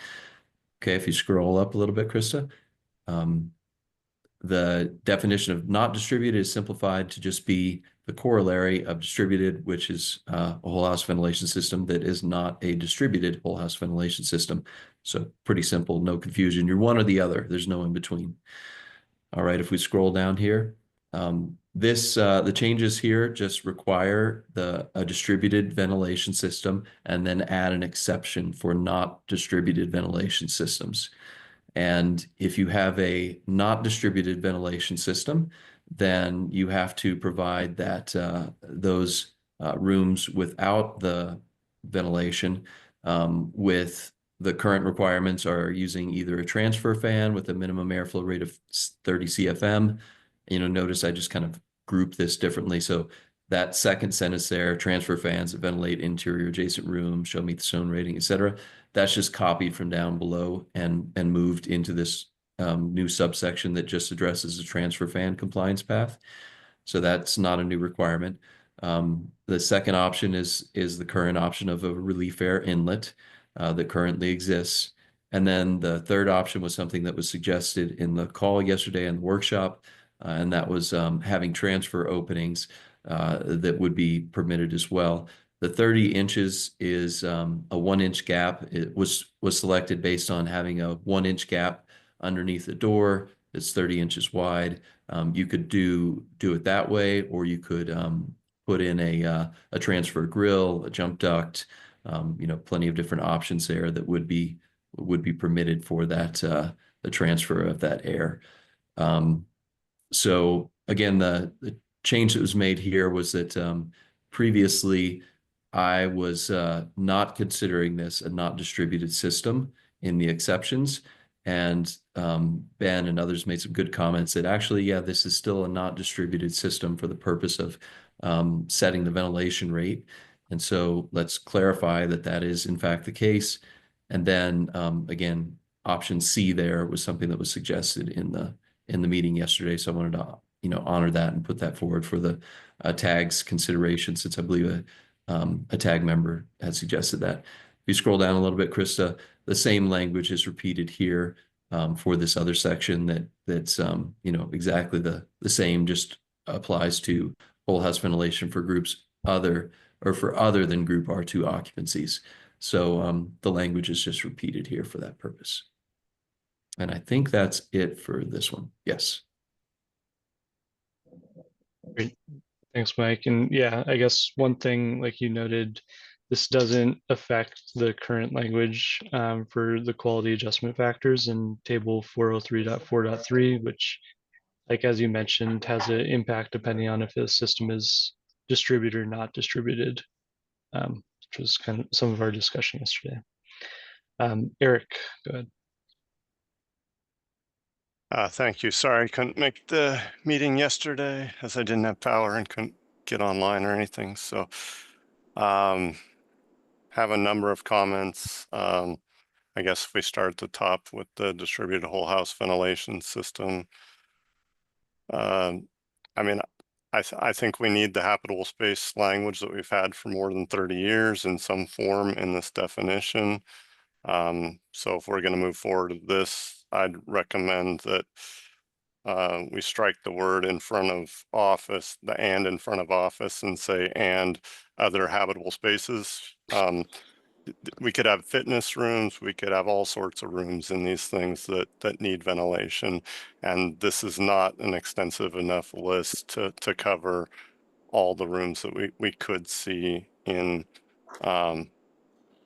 We can't have people creating creative space names to not ventilate spaces. So I recommend strongly that we keep the habitable space language in here, and then still allow, I guess, the living room, dining room, or kitchen to be ventilated.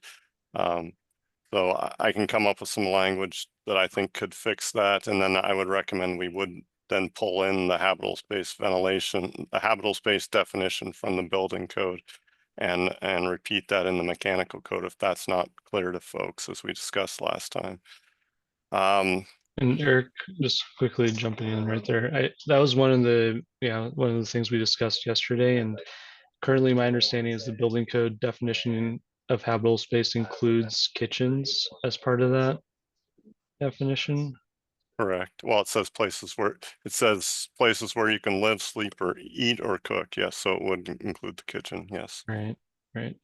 And Mike kind of explained kind of the rationale behind the code change proposal would be to differentiate some of those spaces into different categories almost.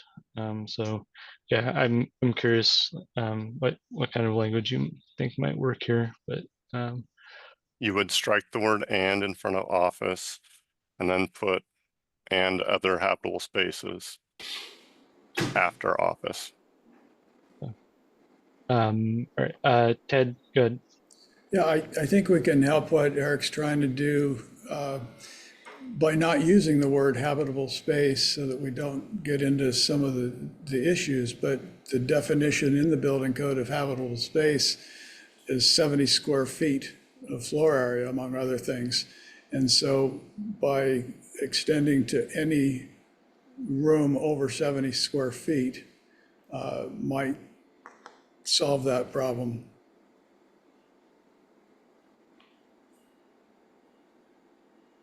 It wouldn't solve a closet that's bigger than 70 square feet. So no. One of the main concerns I had about the existing language is, again, like I said, the kitchen exhaust problems, but the interior adjacent room, the way that that's defined right now, it could be a mechanical closet, it could be a bathroom. Maybe that's not the intent, but the way it's written, it could be a laundry room. It can be a lot of things that probably weren't intended when that was referenced. And by including this next to habitable space, as a modifier or parenthetical modifier here, it's kind of guiding the person to interpret it this way. It's beyond just the habitable space definition. So when I looked online, I mean, you're right, Eric, we don't want to just get people defining rooms as being, the romper room or something like that. And now I don't have to provide any ventilation air to it because it's not a den. But when I looked at the plans out there, I didn't even see any offices in dwelling units that are multifamily. It was either a bedroom or a den, if it was a separate room. And and then it was kitchen, living room, or dining room were the other ones that came up. I was searching for one with an office, couldn't find a floor plan with something called an office. Yeah, I would say they end up more in your upper floor of a high-rise building where we have different floor plans. But yes, they do occur out there, and they're not on your typical floor plans, no. But they do definitely occur. So Right. Great. So Eric, sorry to have cut you off there, but I think you noted some potential recommendations for improvements to the language here in the definitions, and then I'll let you keep going for So then other I guess comments. my next question would be, I don't see as part of this proposal where we're removing the definitions interior adjacent room or interior adjoining spaces. It sounds like, Mike, you may have a good recommendation to say we need to add the word habitable to that definition. So an enclosed habitable room without exterior windows, or an enclosed inhabitable space, or we could add the word habitable to those definitions if you're not proposing removing them. I guess my next point is that almost every project, if we scroll down a little bit and look at exception 1, almost every project has interior adjoining spaces. This is the most common space we see in almost every multifamily project, that there's a unit type that has interior bedrooms. And that's a defined term in the building code, and the way it's currently written. Okay, Ben, I might have to leave because I think they might be shutting down the office that I'm borrowing today. So anyways, the interior, yeah. So anyways, Your concern, Eric, is that interior adjoining spaces, if we cross that out, there could be some bedrooms that are not addressed. well, they would be bedrooms, and you would have to ventilate them mechanically. Now, you could not just have it open to the adjacent space. So we would be adding cost with this this revision, because item 2 currently just says interior adjoining room. I guess you could modify item 2 to say interior adjoining space and interior adjoining room, to have both of those definitions for keeping both. But currently, the connecting space requirement is a 25 square foot opening. So we're talking 25 square feet versus 30 square inches that's now proposed in item C. So those are very different openings between two spaces, right? So that's the building code definition that's allowed for an interior adjoining space that's also in section 402 of the mechanical code. So yeah, I think there's further cleanup here in if we're going to keep the definitions of both interior adjoining room and interior adjacent room and interior adjoining space. So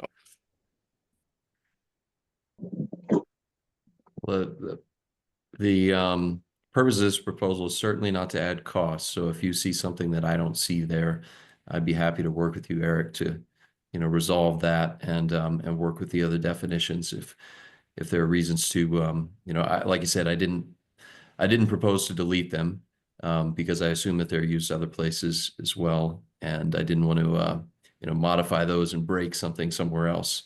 But yes, if you would like to work on this more to do those things, I'd be happy to do that if you see problems.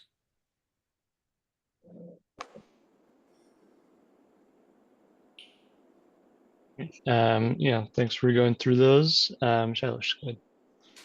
Mike, does this eliminate small closet that they don't have to supply or?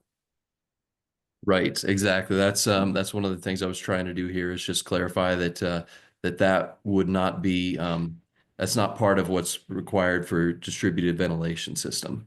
So that wouldn't be a bedroom, it wouldn't be an office, it wouldn't be a den, it's not a living room, dining room, or kitchen. So it's not required to be have supply ventilation directly to it. Whereas currently, the way that the code reads, I believe it is required that you supply the air to closets and all those other places. Under habitable space definition, you mean? Well, within the definition of distributed ventilation system, Oh, because yeah. that refers to adjacent spaces and adjacent rooms as well. I think the spirit of ventilation is to put fresh air where the occupants are, rather than into a space or dilute that fresh air into a space where there are no occupants, like a closet or mechanical room.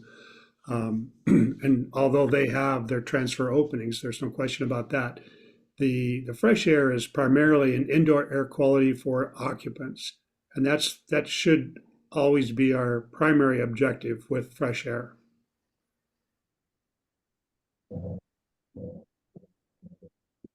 And again, that's where the habitable space definition is very clear. So, because it defines the spaces that are not habitable spaces very clearly.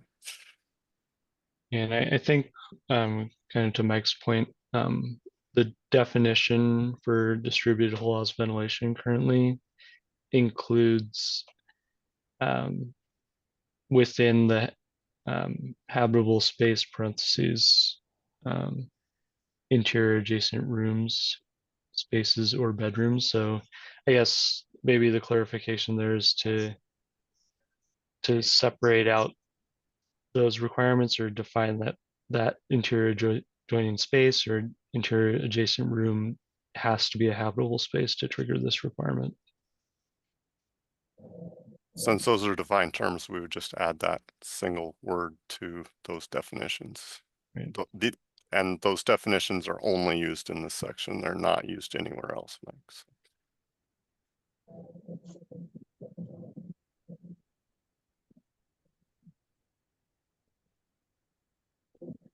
So yeah, I think we can make some relatively minor adjustments and clear things up a bunch.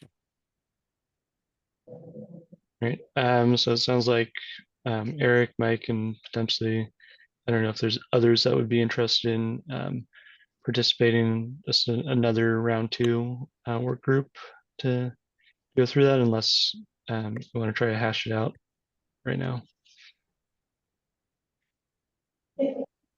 Mike, if you just want to send me a Word copy of your proposal, I could. Sure. I could edit it, but I don't think we can do it on the fly right now. So. Yeah, I agree. Spare everyone else the pain.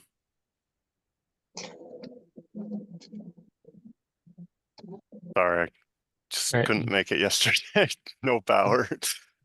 No problem. I knew you'd have some comments. When you weren't able to make it yesterday, I went, oh man, we're gonna visit this again. That's good though.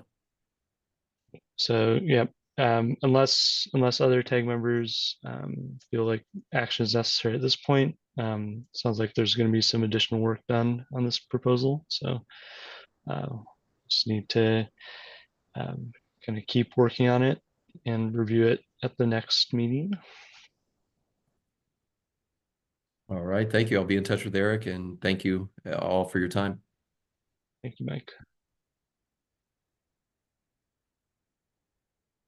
All right.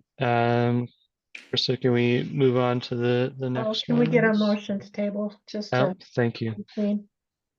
Yes, all right. Seconded. Motion from Ted, seconded by Kevin. Thank you. All right. Any additional discussion for motion table? Hearing none. All those in favor, please say aye. Aye. Any opposed? All right. Motion carries. Thank you. All right, let's keep going. I think the remainder are continuation of last meeting's discussion on Chapter 11 and refrigerant proposals. Eric, sounds like you're still available. So see, I think we left off on GP1 109 here. which Krista has pulled up. Yes. So I forgot how far we got, but I believe this is the one regarding incorporation of ASHRAE 15.2. Yeah, so I think we reviewed this. I know Laura's not here today, but Laura requested it be tabled to review this standard a bit further. As discussed at the last point of this is a 2027 IMC proposal from the ASHRAE 15 committee to reference ASHRAE 15.2, which is a new standard for single family homes as well as multifamily dwelling units and sleeping units with systems where the refrigeration system only serves a single dwelling or sleeping unit. As we discussed last time, this currently is not a standard that's available online for free from ASHRAE because it's not part of a reference code yet. I'm assuming that will change if it makes it through the 2027 IMC process, or maybe if Washington State adopts this. So that may be something that we need to verify with the ASHRAE 15.2 committee. But you know, the standard, so all this language is directly from the 2027 IMC code proposal. And so at this point, yeah, I'd recommend we move it forward and through the public comment process. And if there's anything that we need to verify along the way, like a read-only version of the standard, that might be part of the process. If there's any questions, I can answer them.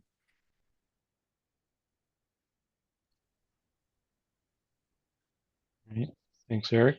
And yeah, I guess are there anyone on the call that wants to review kind of what this code change proposal is about? It's allowing for additional installation methods based on ASHRAE 15.2 requirements, as Eric said. With the intent being to allow for more, I believe, more flexible installations of A2L refrigerant systems.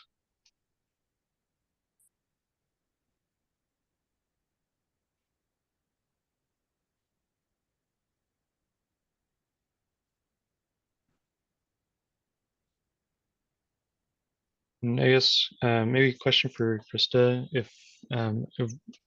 has the SBCC previously been in contact with ASHRAE regarding reference standards and how those are handled on their side for providing informational copies?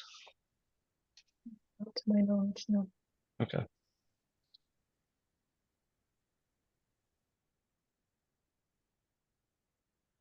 Seems like we're ready for a motion, maybe. I would entertain a motion for sure. Ted, I see your hand up. You're muted. Thank you. Yeah, I just have a question. It looks like this may be another case of where we're getting out ahead of ICC and something that's going to be dealt with nationally pretty soon.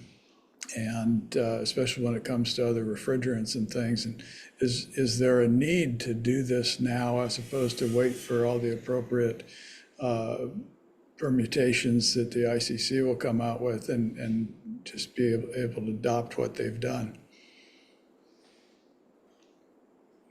And Eric, go ahead if you want to speak to intent here and to kind of relay kind of anything you've been seeing on the design and construction side. Yeah, by moving this proposal forward, it would give us the ability during the public comment process to amend this if the ICC does amend the proposal. If we don't move it forward at this point, we would have no opportunity. So this could be rescinded in the future or modified in the future by either the the committee or the council to respond to what happens to it at the ICC level. If we don't move it forward, we won't have that ability at all. Again, this is coming from the ASHRAE 15 committee as how they would recommend inserting references and references to the new ASHRAE 15.2 standard that is fully adopted and available now. So again, we're trying to just stay on top of things as a state and be able to offer the most cost-effective construction means and the latest safety standards to Washington State. Thank you. And Eric, my understanding is that this proposal at the IACC level is for the upcoming 2027 codes. Is that right? Correct. And I'm not sure exactly when this goes through public hearing there for that. So yeah.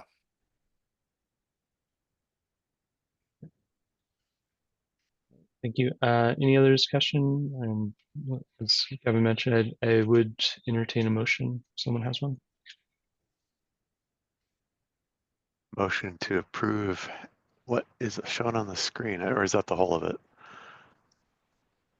I believe there's some additional language in the proposal. Well, I'll say as shown then.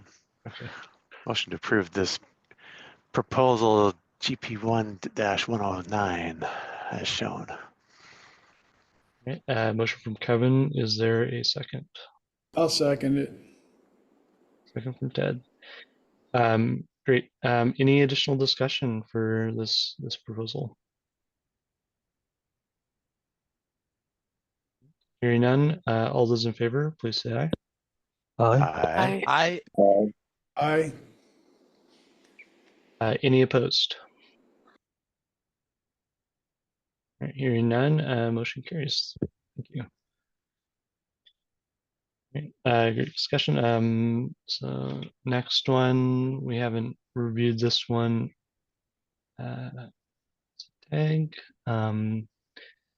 This is GP 104. Eric, good. Okay, I'm trying to remember which one this is. Hold on a second while I open this up. Okay.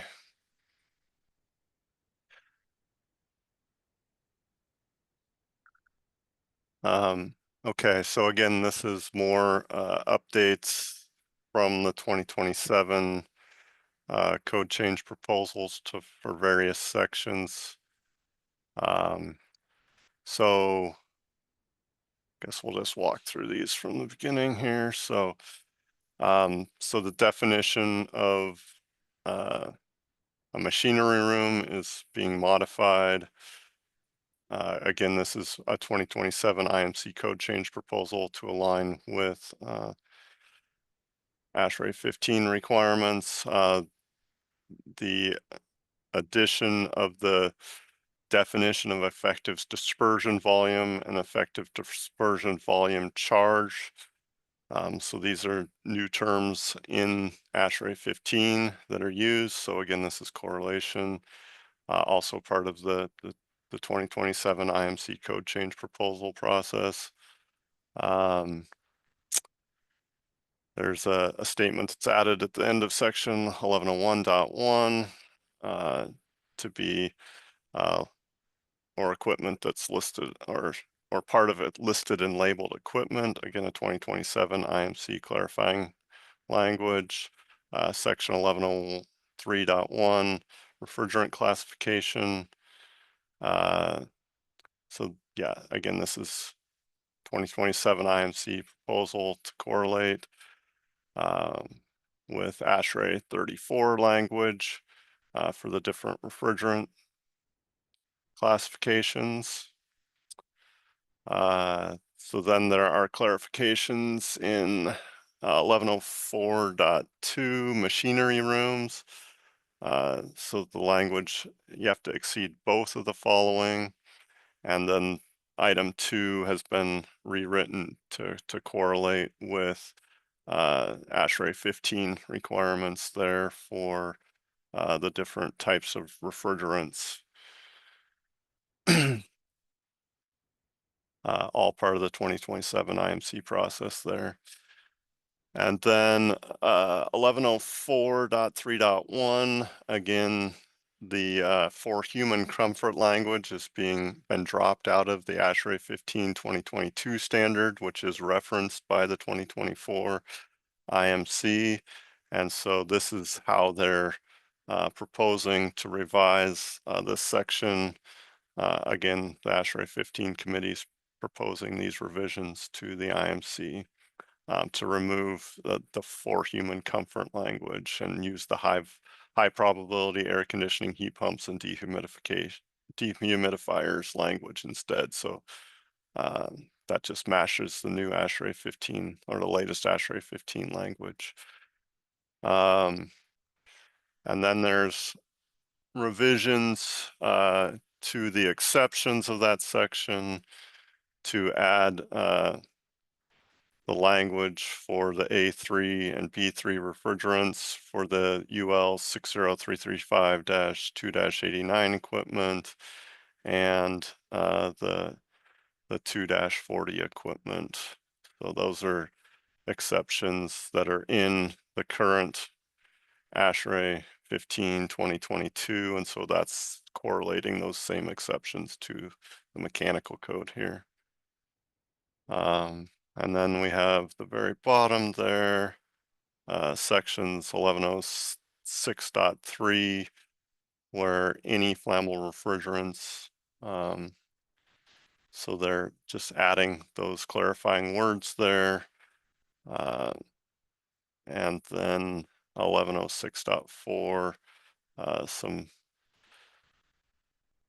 some rework of how this is being worded for treating the A2L and B2Ls in one category, and then the A2, A3, B2, B3 with the other sections there. So again, all this is 2027 IMC proposals, and if you scroll down to the PDF copy has the code change proposal for all those sections, and then the rationale from the committee that this is just correlation work, and there's no cost impacts here noted at the model code level.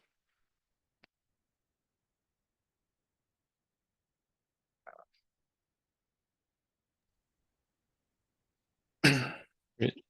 Thanks, Eric. And I guess my understanding for some of these existing sections is that a lot of the language that's there was already based on the version of ASHRAE 15 that was available for ICC at the time.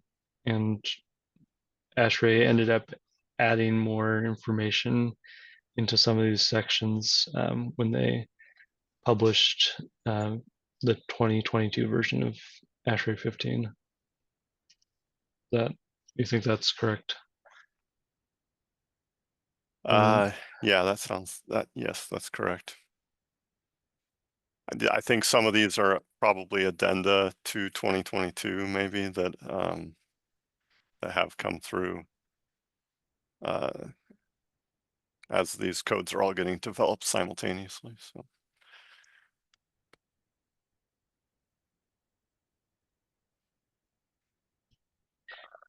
Right. Any other questions or comments regarding this proposal?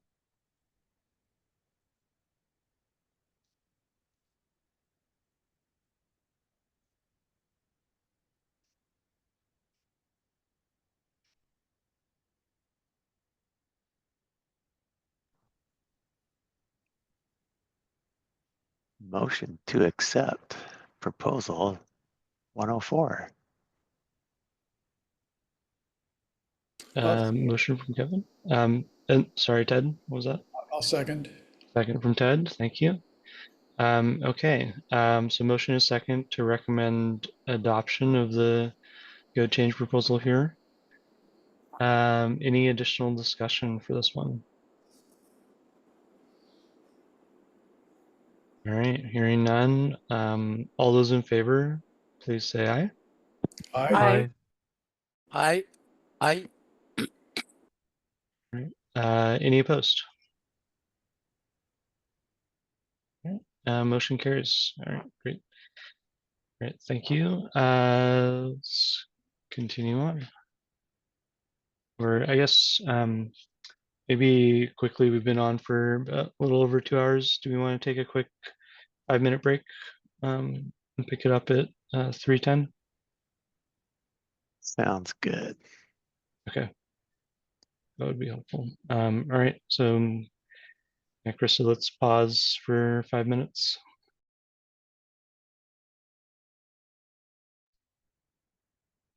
All right, welcome back. It is 3:10. Thanks everyone for taking a quick break. Looks like we might have had a couple folks drop off. Krista and Annette, are we still looking okay for quorum right now? Seems like it, but Yeah, from the count that I have of people still in the room, we still have a quorum. okay. And I Thank you. apologize, the writing on this is very tiny and I'm trying to make it big enough to see, but I blow it up Appreciate too it. much more. Yes. Okay. Great. And let's see.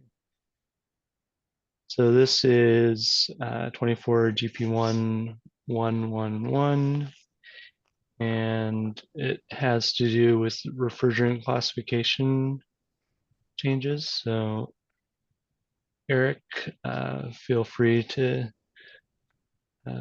review this one. Yes, so this is a correlation with ASHRAE 34 that classifies the various safety requirements for the values for the different refrigerants, the RCL values, the LFLs. So this again is a 2027 IMC code change proposal to match the recommended edits by the ASHRAE committees to the IMC tables. Great. And this is the new, is this a newer ASHRAE 34? Yes, it says Base table? this incorporates addendum A, B, C, D, E, F, G, H, J, K, M, A, C, and AH into so those addenda were all incorporated. Okay. And I know addendum A includes the latest values for both R454B and I think R32, which are two of the common refrigerants we're seeing utilized for the A2L refrigerants. So again, it's very important folks are using the latest factors from the ASHRAE 34 committee in doing these calculations for the appropriate amount of refrigerant in a space. So again, recommend adopting this so we don't have to have everybody looking through all these addenda to find the latest values. So clear enforcement of the code and clear understanding of the code values is very important. Great. Thanks. I guess one thing I'm noticing is that would this need to have a change to chapter 15 to reference ASHRAE 34 2022 as well? Let's see, what version of like the ICC change has 34 2022 referenced, but I believe or I guess the 2024 code is that already referenced in there? Yeah, I'm trying to open it up to look here. Hold on a second. Getting close. reference. Yeah, I think one of our earlier proposals had changed the reference to, well, I don't know if it was on 34, it's 15. Yeah. It's for 15, right? Yeah, I'm looking online. Yeah, the 2024 IMC does reference 34 2022. Okay. Okay. Great. Yeah, thanks for checking that.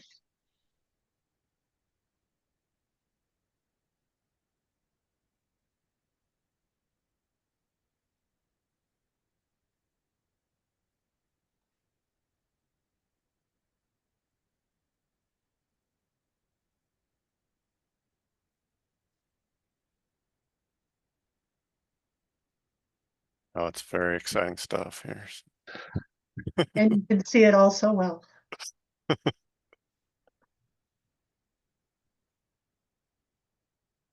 Yeah, and I guess this is the ICC change proposal, but they are indicating what's changed off of the 2024 model code section.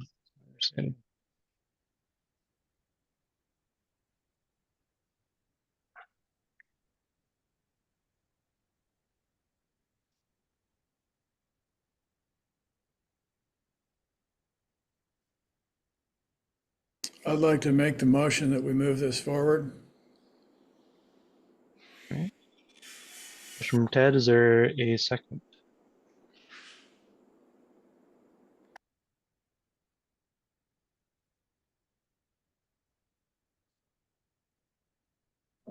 I'll second it. Second from Brad. All right. Any additional discussion or questions regarding this? Okay. Hearing none, all those in favor of recommending adopting this code change proposal, please say aye. Aye. Aye. Aye. Aye. Any opposed?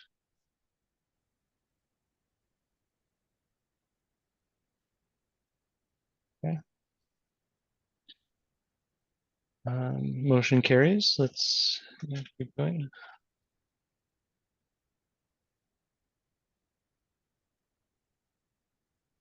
Okay, so this one is not a 2027 IMC proposal. I guess the first change you see there where we're striking through this section does not apply to. That is a 2027 IMC proposal that we already approved. I just included it here for editorial purposes so we can see how the whole section would be, as well as items 6 and 7. Those are our 2027 IMC revisions that we reviewed in one of the previous proposals. So the real change here is exception 8. So this is not currently being proposed by the ASHRAE 15 committee. As we know, the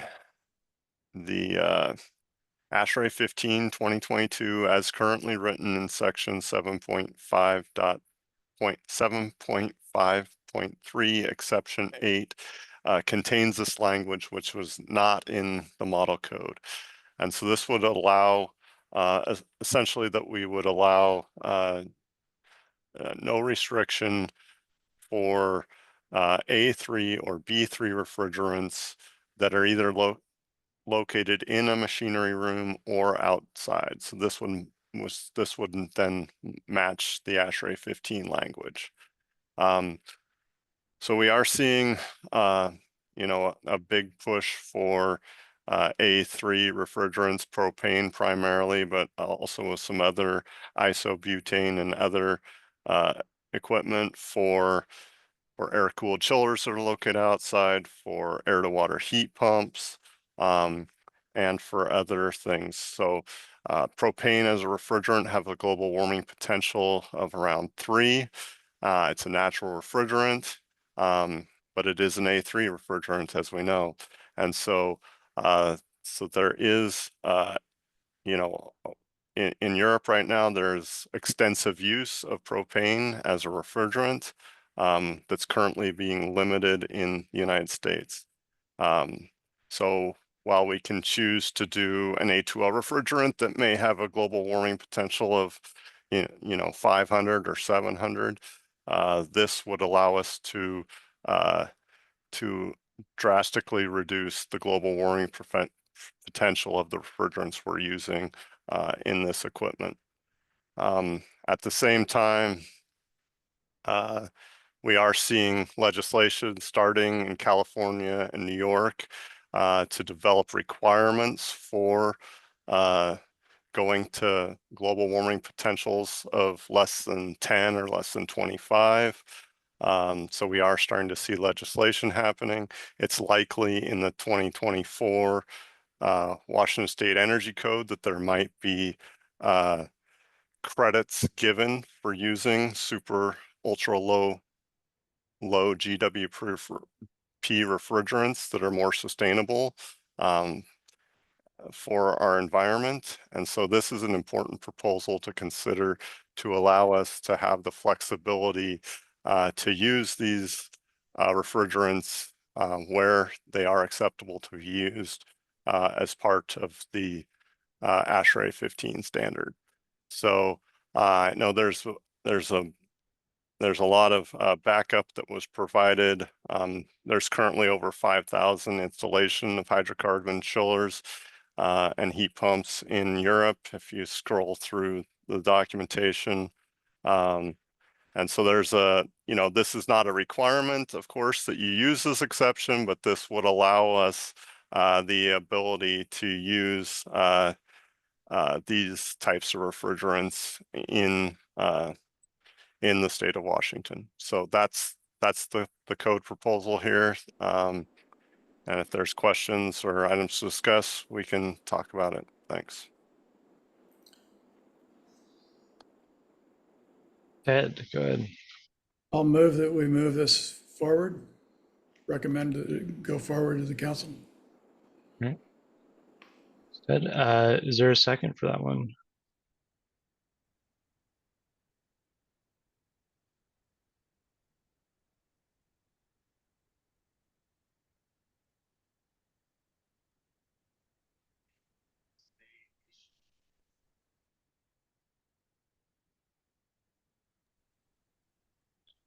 And note that I'll second it.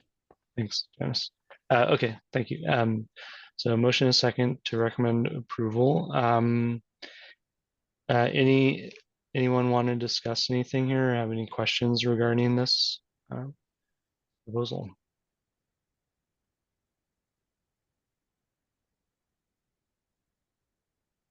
Okay. All right, well, hearing none, all those in favor, please say aye. Aye. Aye.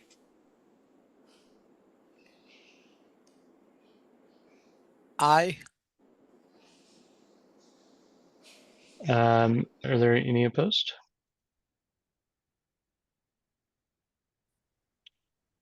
Hearing none, motion carries.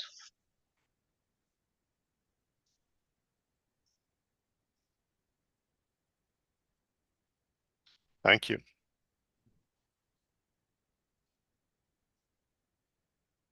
With that, I think the next one is,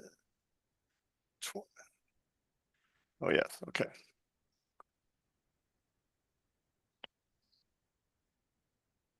You want to introduce it, or do you want me to? Sorry. I believe this is GP1. Let's make sure we got it on the screen. 113, and then Allie, go ahead. Keep your hand up. Apologies, I just wanted to let you know that I need to leave again. So. All right, thank you for the heads up. Krista, Annette, does that affect our quorum status?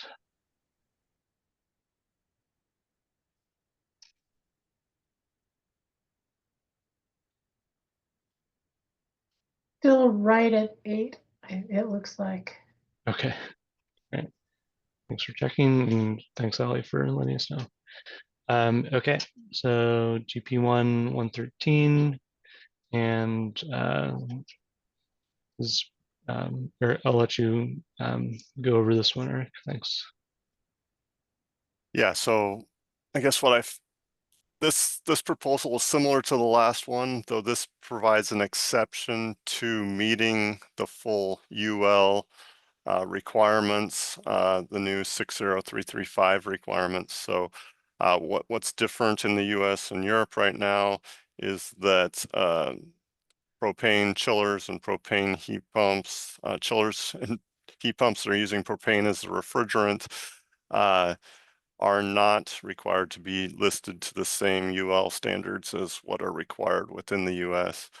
So this would then allow more flexibility in the standard that those are tested to. So that we're proposing adding this exception for listed and labeled factory-built low probability equipment using natural hydrocarbon refrigerants. Can use the CE certification as outlined there. So that's part of the proposed change. And then that same section, as you scroll down in the proposal, section 1104.3.2, proposing adding exception 9 to this section that says factory built low probability equipment located in a machinery room or outdoors containing a maximum of 10.9 pounds or 4.9 kilograms of A3 or B3 refrigerant. So in this case, we're proposing limiting the charge of the refrigerant that could be utilized based on the charge limit from 60335-2-40. And then we'd also add in reference standard a reference to that standard.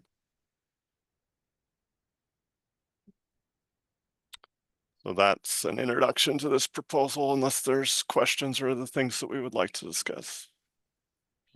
Thanks. Dominique, it's your hand raised. Yes, thank you, Mr. Chairman. I will comment on the first part of the proposal. In a previous life, I used to manage a notification body, notified body in Europe, and I think there is a misunderstanding of the CE certification. The CE certification for HVAC equipment means that the equipment complies with the European directives. It doesn't mean that it meets the requirements of IEC 6335-2-40. There is a European version of IEC 2-40, which is called EN IEC 6335-2-40, but it is based on a very old version of the IEC standard. It is based on a version of 2003. And so C certification doesn't mean that you comply with the IEC standard. It means that you comply with the directive. It happens that the IEC standard can serve as the basis for the C certification, but only some parts of the IEC or EN IEC standard. So I think we cannot accept that because of the old standard used in Europe, and because the C certification is not a certificate of compliance with 6335-2-40. The other thing is, in the last sentence, it said, such equipment are deemed to meet the design this code if installed in accordance with their listing and the manufacturer's instruction. Actually, the listing for the installation, there is nothing about installation in IEC 6335-2-40. This is a product safety standard. This is not an application standard like ASHRAE 15. So I think this exception is not acceptable in the context.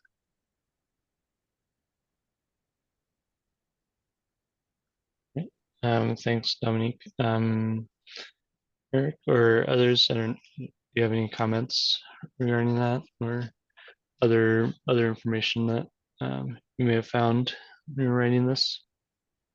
Yeah, unfortunately, Scott Spielman with Ecotope, that was also one of the primary authors of this language, was not able to be here today. So, yeah, sounds like there's some technical adjustments that we might need to make or So yeah, maybe we get a good idea if the committee has what information I guess we would need to provide or back up, so I can coordinate with Scott on that if the committee is going to consider this proposal.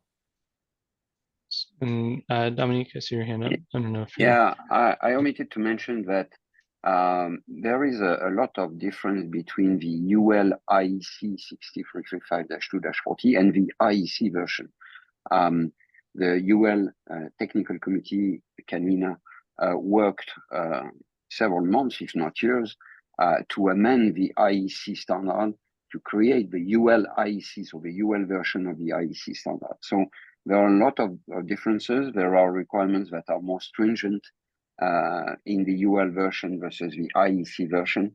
So it's really not equivalent at all.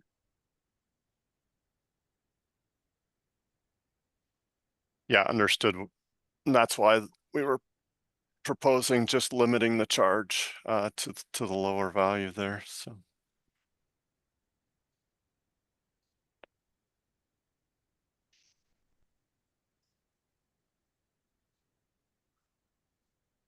Kevin, go ahead.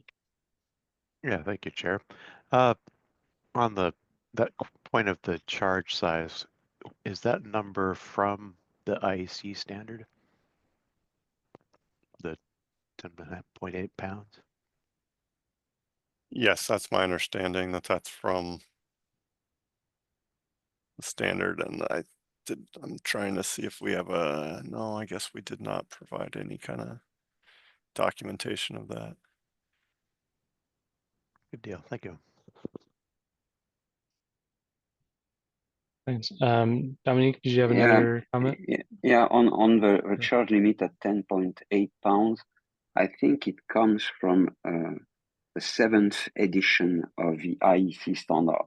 But the UL and the charge limit has been increased in this edition of the IEC standard.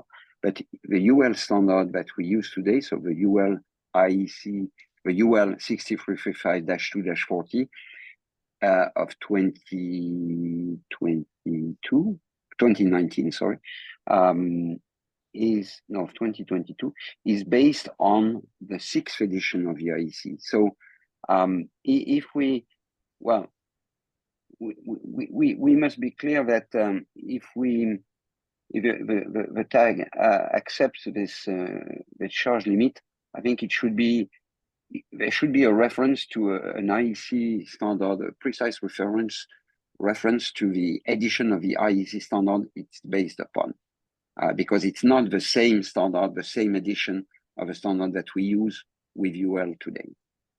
And so, yeah, if you scroll down further, we're referencing the 2022 version. Do you know if the 7th edition is the same as the 2022? Yes, it is. Okay. And the UL standard, the UL 6335-2-40, is based on the previous version, on the 6th edition. And you mentioned that had a lower charge limit. Is that correct? Yes. I don't have the numbers in mind, okay. But yes. Got it.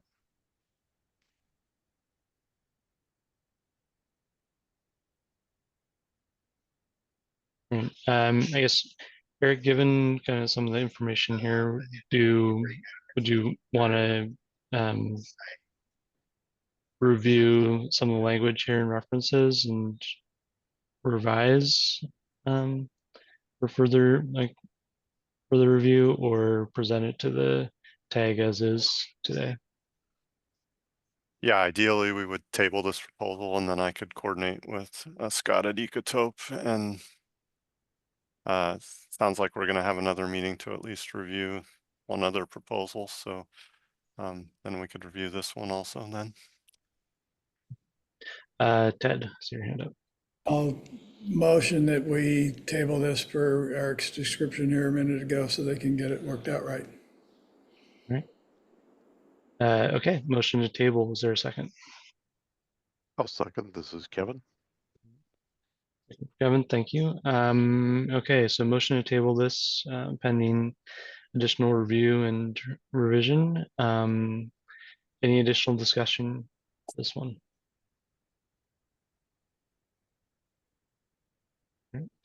Hearing none, all those in favor, please say aye. Aye.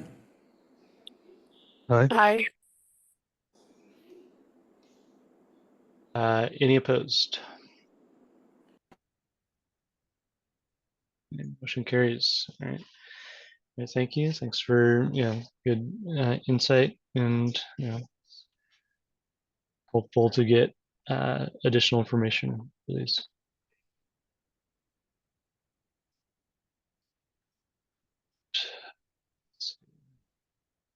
The next one is GP1 116, addressing piping material changes. Okay, so this is our last chapter 11 one, and again, these are all changes that are proposed for the 2027 IMC to correlate with ASHRAE 15 2022 requirements. And so yeah, we can roll through these. So revisions to tables 1107.4 for the stainless steel pipe requirements and the tubing requirements. Revisions to table 1107.5 for refrigerant pipe fittings for stainless steel. And then adding new sections to refer to the stainless steel pipe and the stainless steel tubing. So that's one of the proposals. That's proposal, 70-24. Basically, I grabbed all the proposals that had to do with pipe and put them into one proposal here. So the next proposal's M71-24, which strikes through section 1107.4.1. So that's just a removal of that section. The next proposal's M73.24. They add the word brazed and cross out the word joints in that section. Then proposal M72.24, removing the word brazed from 1107.5.1, and then the editorial revisions to table 1107.5.1, and then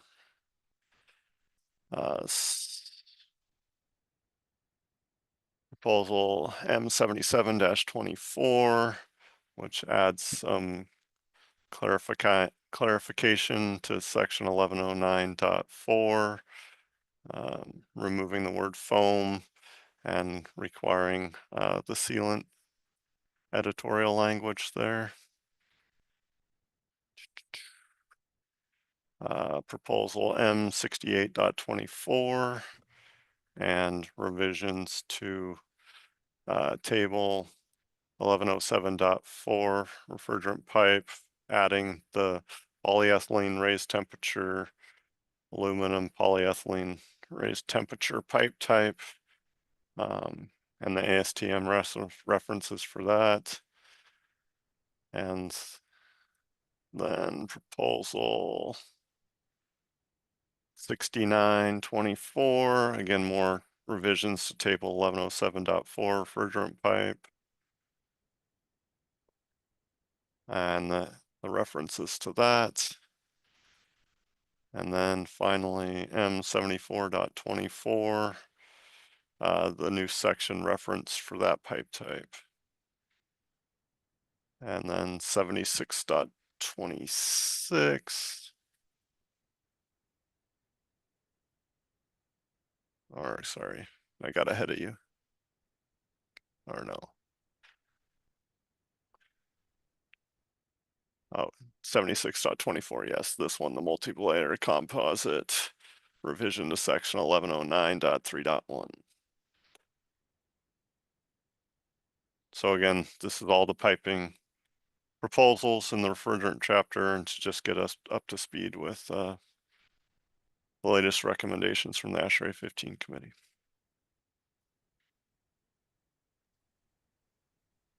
Right.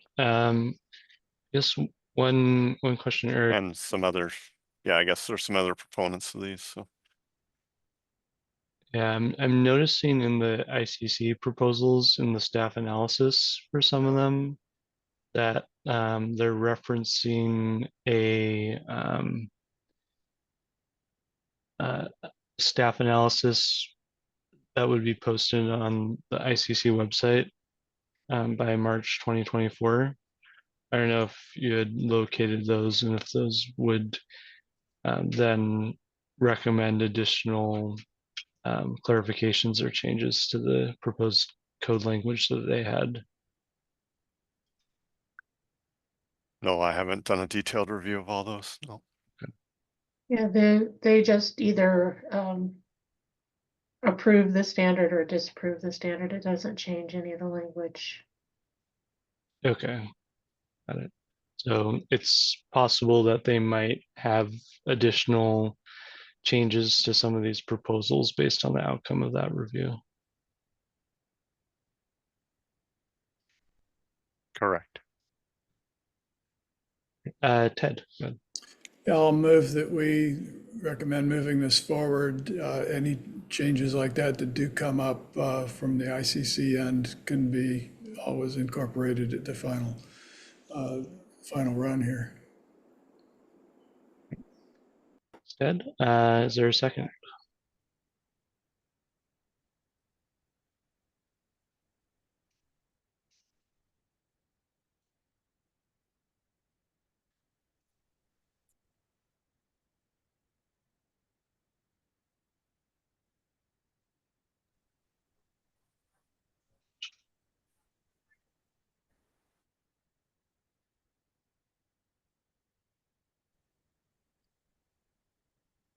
Are we still waiting for a second? I believe so. I'll do that. Okay. Second from Kevin, thank you. Okay. All right. So for this proposal package, is there any additional discussion, additional questions from TAG members or others? Okay. Hearing none. All those in favor of recommending adopting the code change proposal we have here, please say aye. Aye. Aye. Aye. Any opposed? The motion carries. Thank you. All right, so I think this is the last one we had on the agenda, and I think this is one that the TAG had reviewed previously and had kind of kicked up to the committee, and it's kind of come back to the TAG. I think that's correct, Krista? Right, this was one that we had said we didn't have a recommendation on, which now under the new RCW would kill it immediately. So now that we've done the initial review of the integrated draft for the 2024 commercial energy code, there's more information to evaluate this proposal. So it's back on the table. Great. All right, thanks, Krista. And then Eric, as a proponent, would you be kind enough to summarize this one again for us? Yeah, I don't think I was at the last meeting because I was at the building code tag maybe, but so yeah, this proposal, and I guess I haven't reviewed the integrated draft to know, so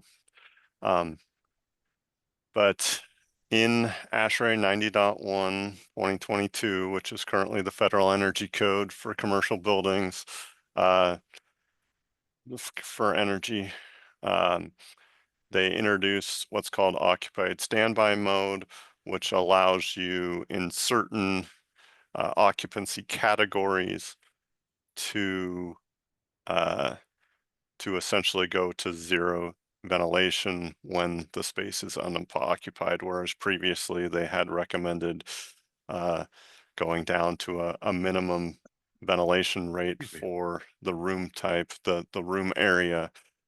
And so it's likely if the integrated draft doesn't already include these provisions, that there will be code proposals to require this.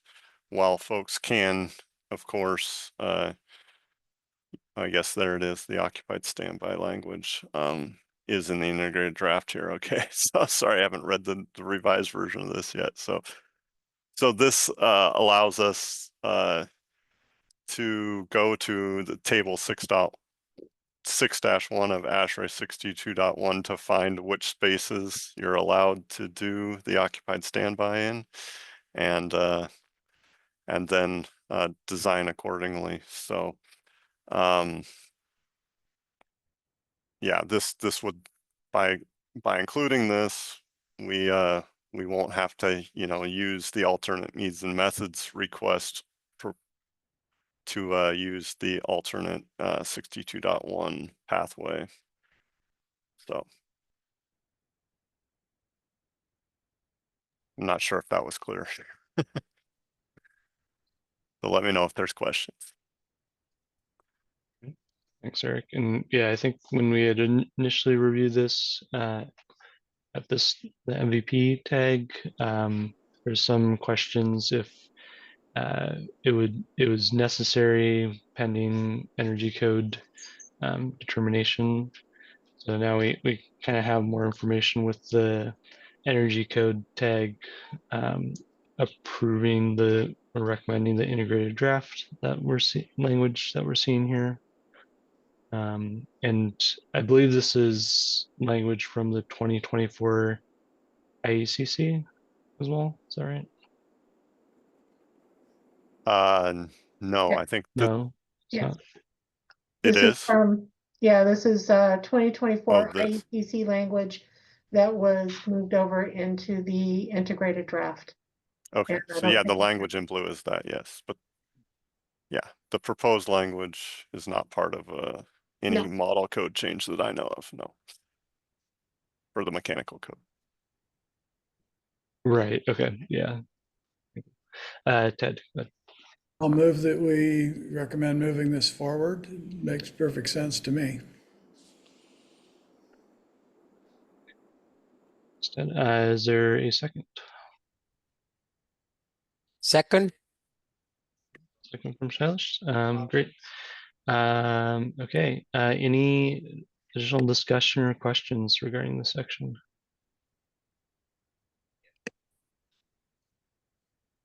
Okay. Hearing none, all those in favor of recommending adoption of this code change proposal? Aye. I, Any opposed? All right. Hearing none, motion carries. All right. Thank you.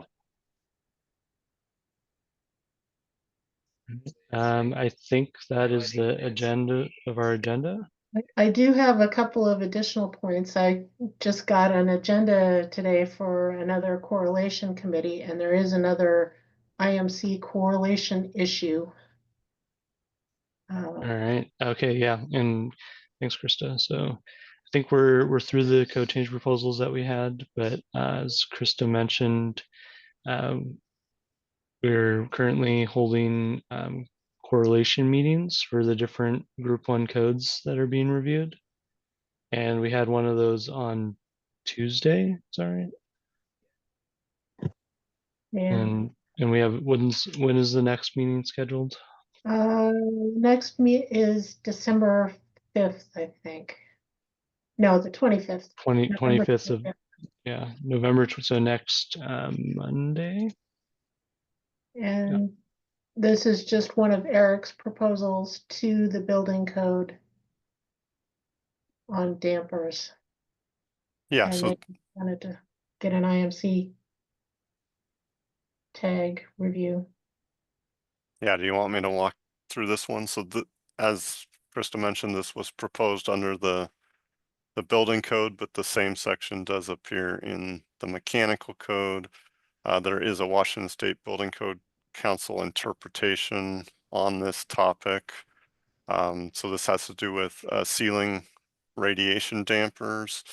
dampers that we find in rated floor ceiling assemblies or roof ceiling assemblies. So the code since 2015 has indicated that if you're a static damper, that you have to render the system static automatically in the event of a fire. So you have to shut down the associated HVAC equipment during a fire. If you're using a dynamic ceiling radiation damper, then you do not have to shut down the equipment. And so what the code is silent on is the appropriate means of shutdown.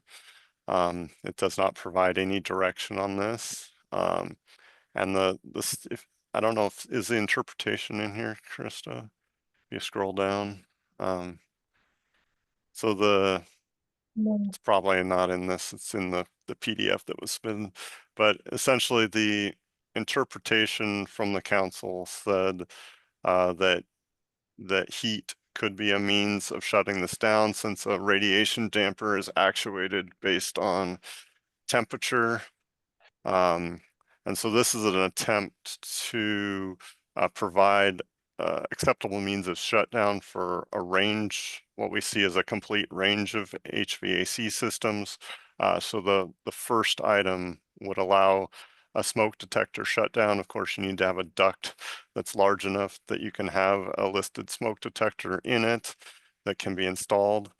It references similar language and listings to the other mechanical code sections for how to do shutdown of equipment.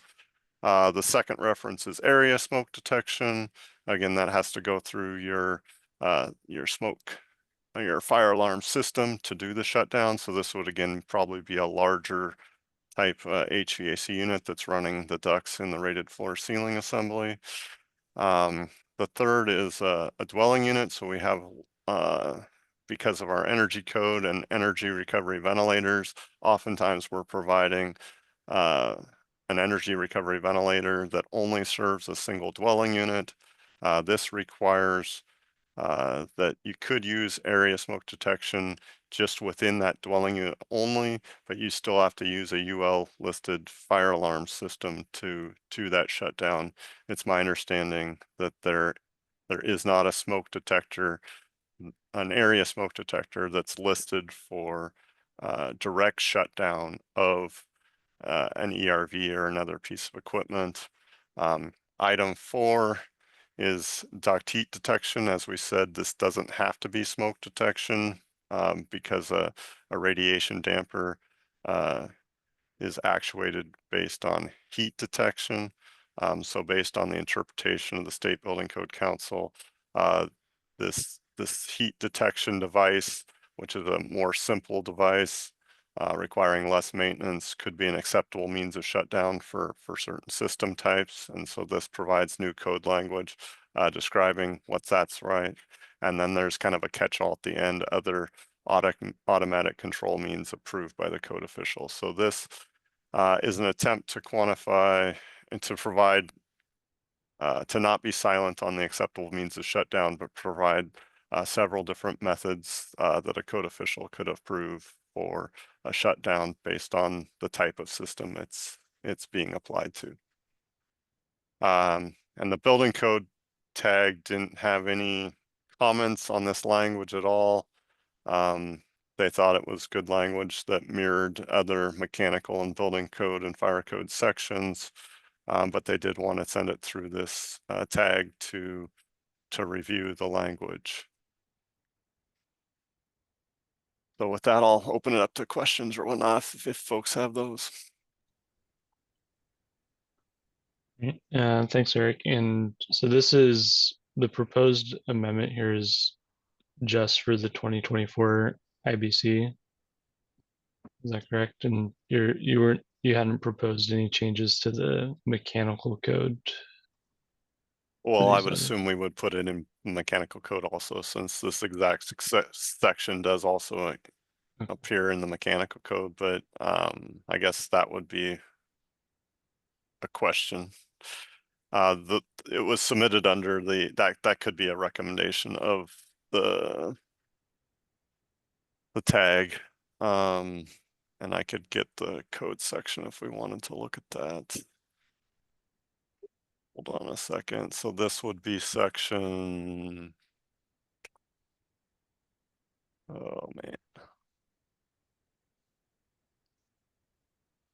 Static dampers is where in the mechanical code. Yeah, I guess most of these sections in chapter 6 are direct copies between the building code chapter 7 and mechanical code chapter 6. So this would be mechanical code section 607.2.3.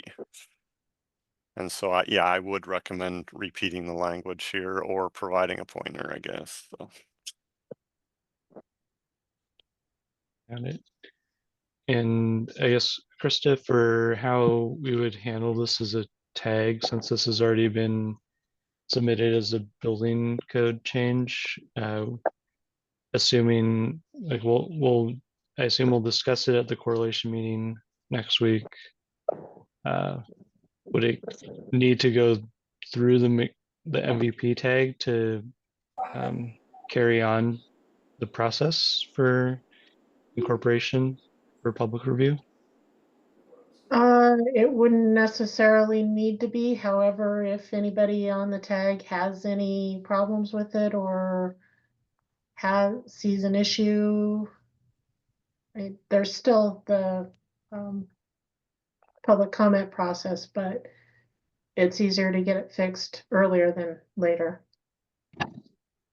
Agreed. Right. Okay. Ted, good.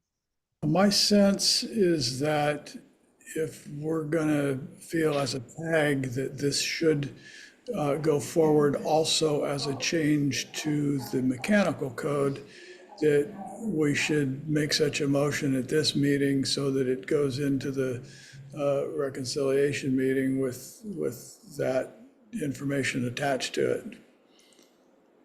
Does that make sense? I would agree with you. So yeah. So yeah.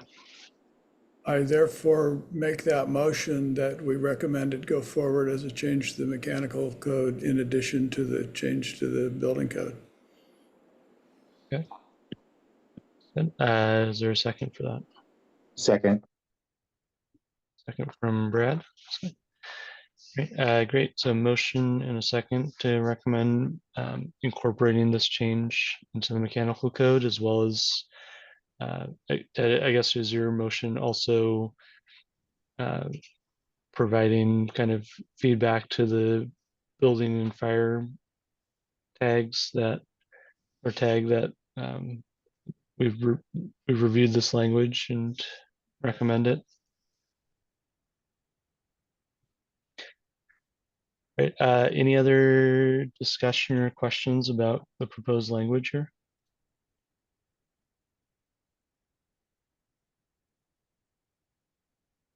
Hearing none, all those in favor of recommending adopting this proposed language into the mechanical code? Aye. Aye. Aye. Any opposed? Hearing none, motion carries. Right. There was another one that had IMC noted in it. I don't know.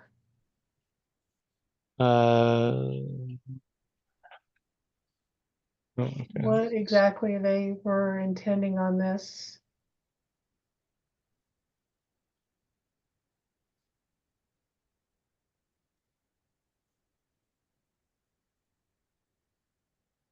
This is for this chapter 12 of the building code.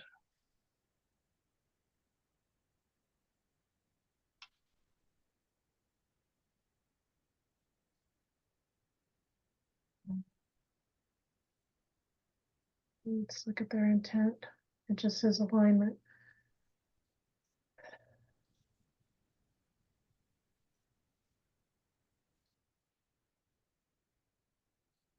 And the 00 sections aren't identical through all the codes, so they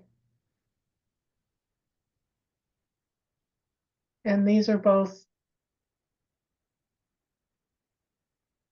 if it's just the reference here that shall be conditioned in accordance with the mechanical code, if they're wanting input in on, I don't know.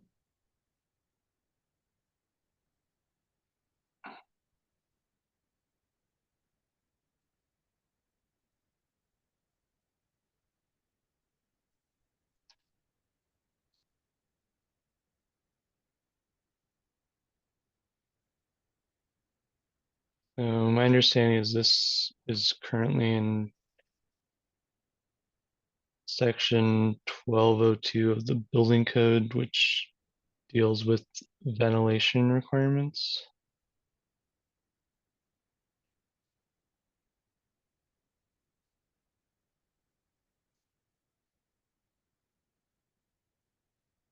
And it looks like all they're doing is swapping out international energy conservation codes with the Washington State Energy Code. So I'm not sure what input we would have.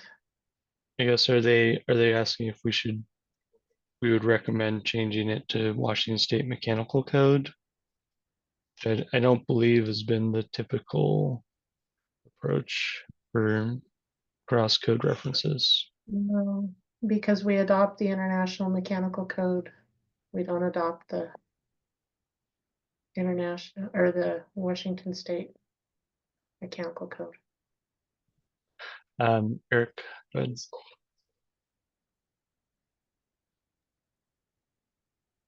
Well, I'm just doing a quick code search here. I know the Seattle Mechanical Code does have references to ventilation of crawl spaces, but I don't know that the model code does. So I think there might be more research to make sure the model code doesn't have any references to how to ventilate, I guess, crawl spaces, but I don't know. That was my quick research, sorry.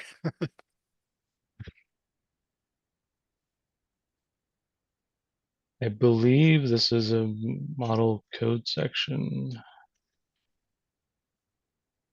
Just open the 2021 building code to that section.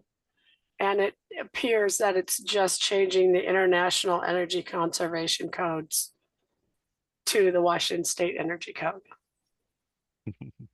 Well, condition space and Washington State Code or have a semi-heated space, whereas model code don't have a semi-heated space. Yeah, I guess, Krista, maybe we can discuss this at the correlation meeting, but yeah, I guess I'm confused on the ask for us at this point, and I just want to note we're over time as well. Yeah, and our meeting will have to be scheduled sometime probably the first week of December. Okay. So we can put it on the agenda after the correlation meeting. Okay. All right. Sounds great. Were there any other items you want to mention quickly before we adjourn? Don't have anything. All right. All right. Well, thank you everyone for sticking around and going through the agenda today, and appreciate everyone's input as always. So thank you and have a great day. Thank you, Chair. Thanks, everybody.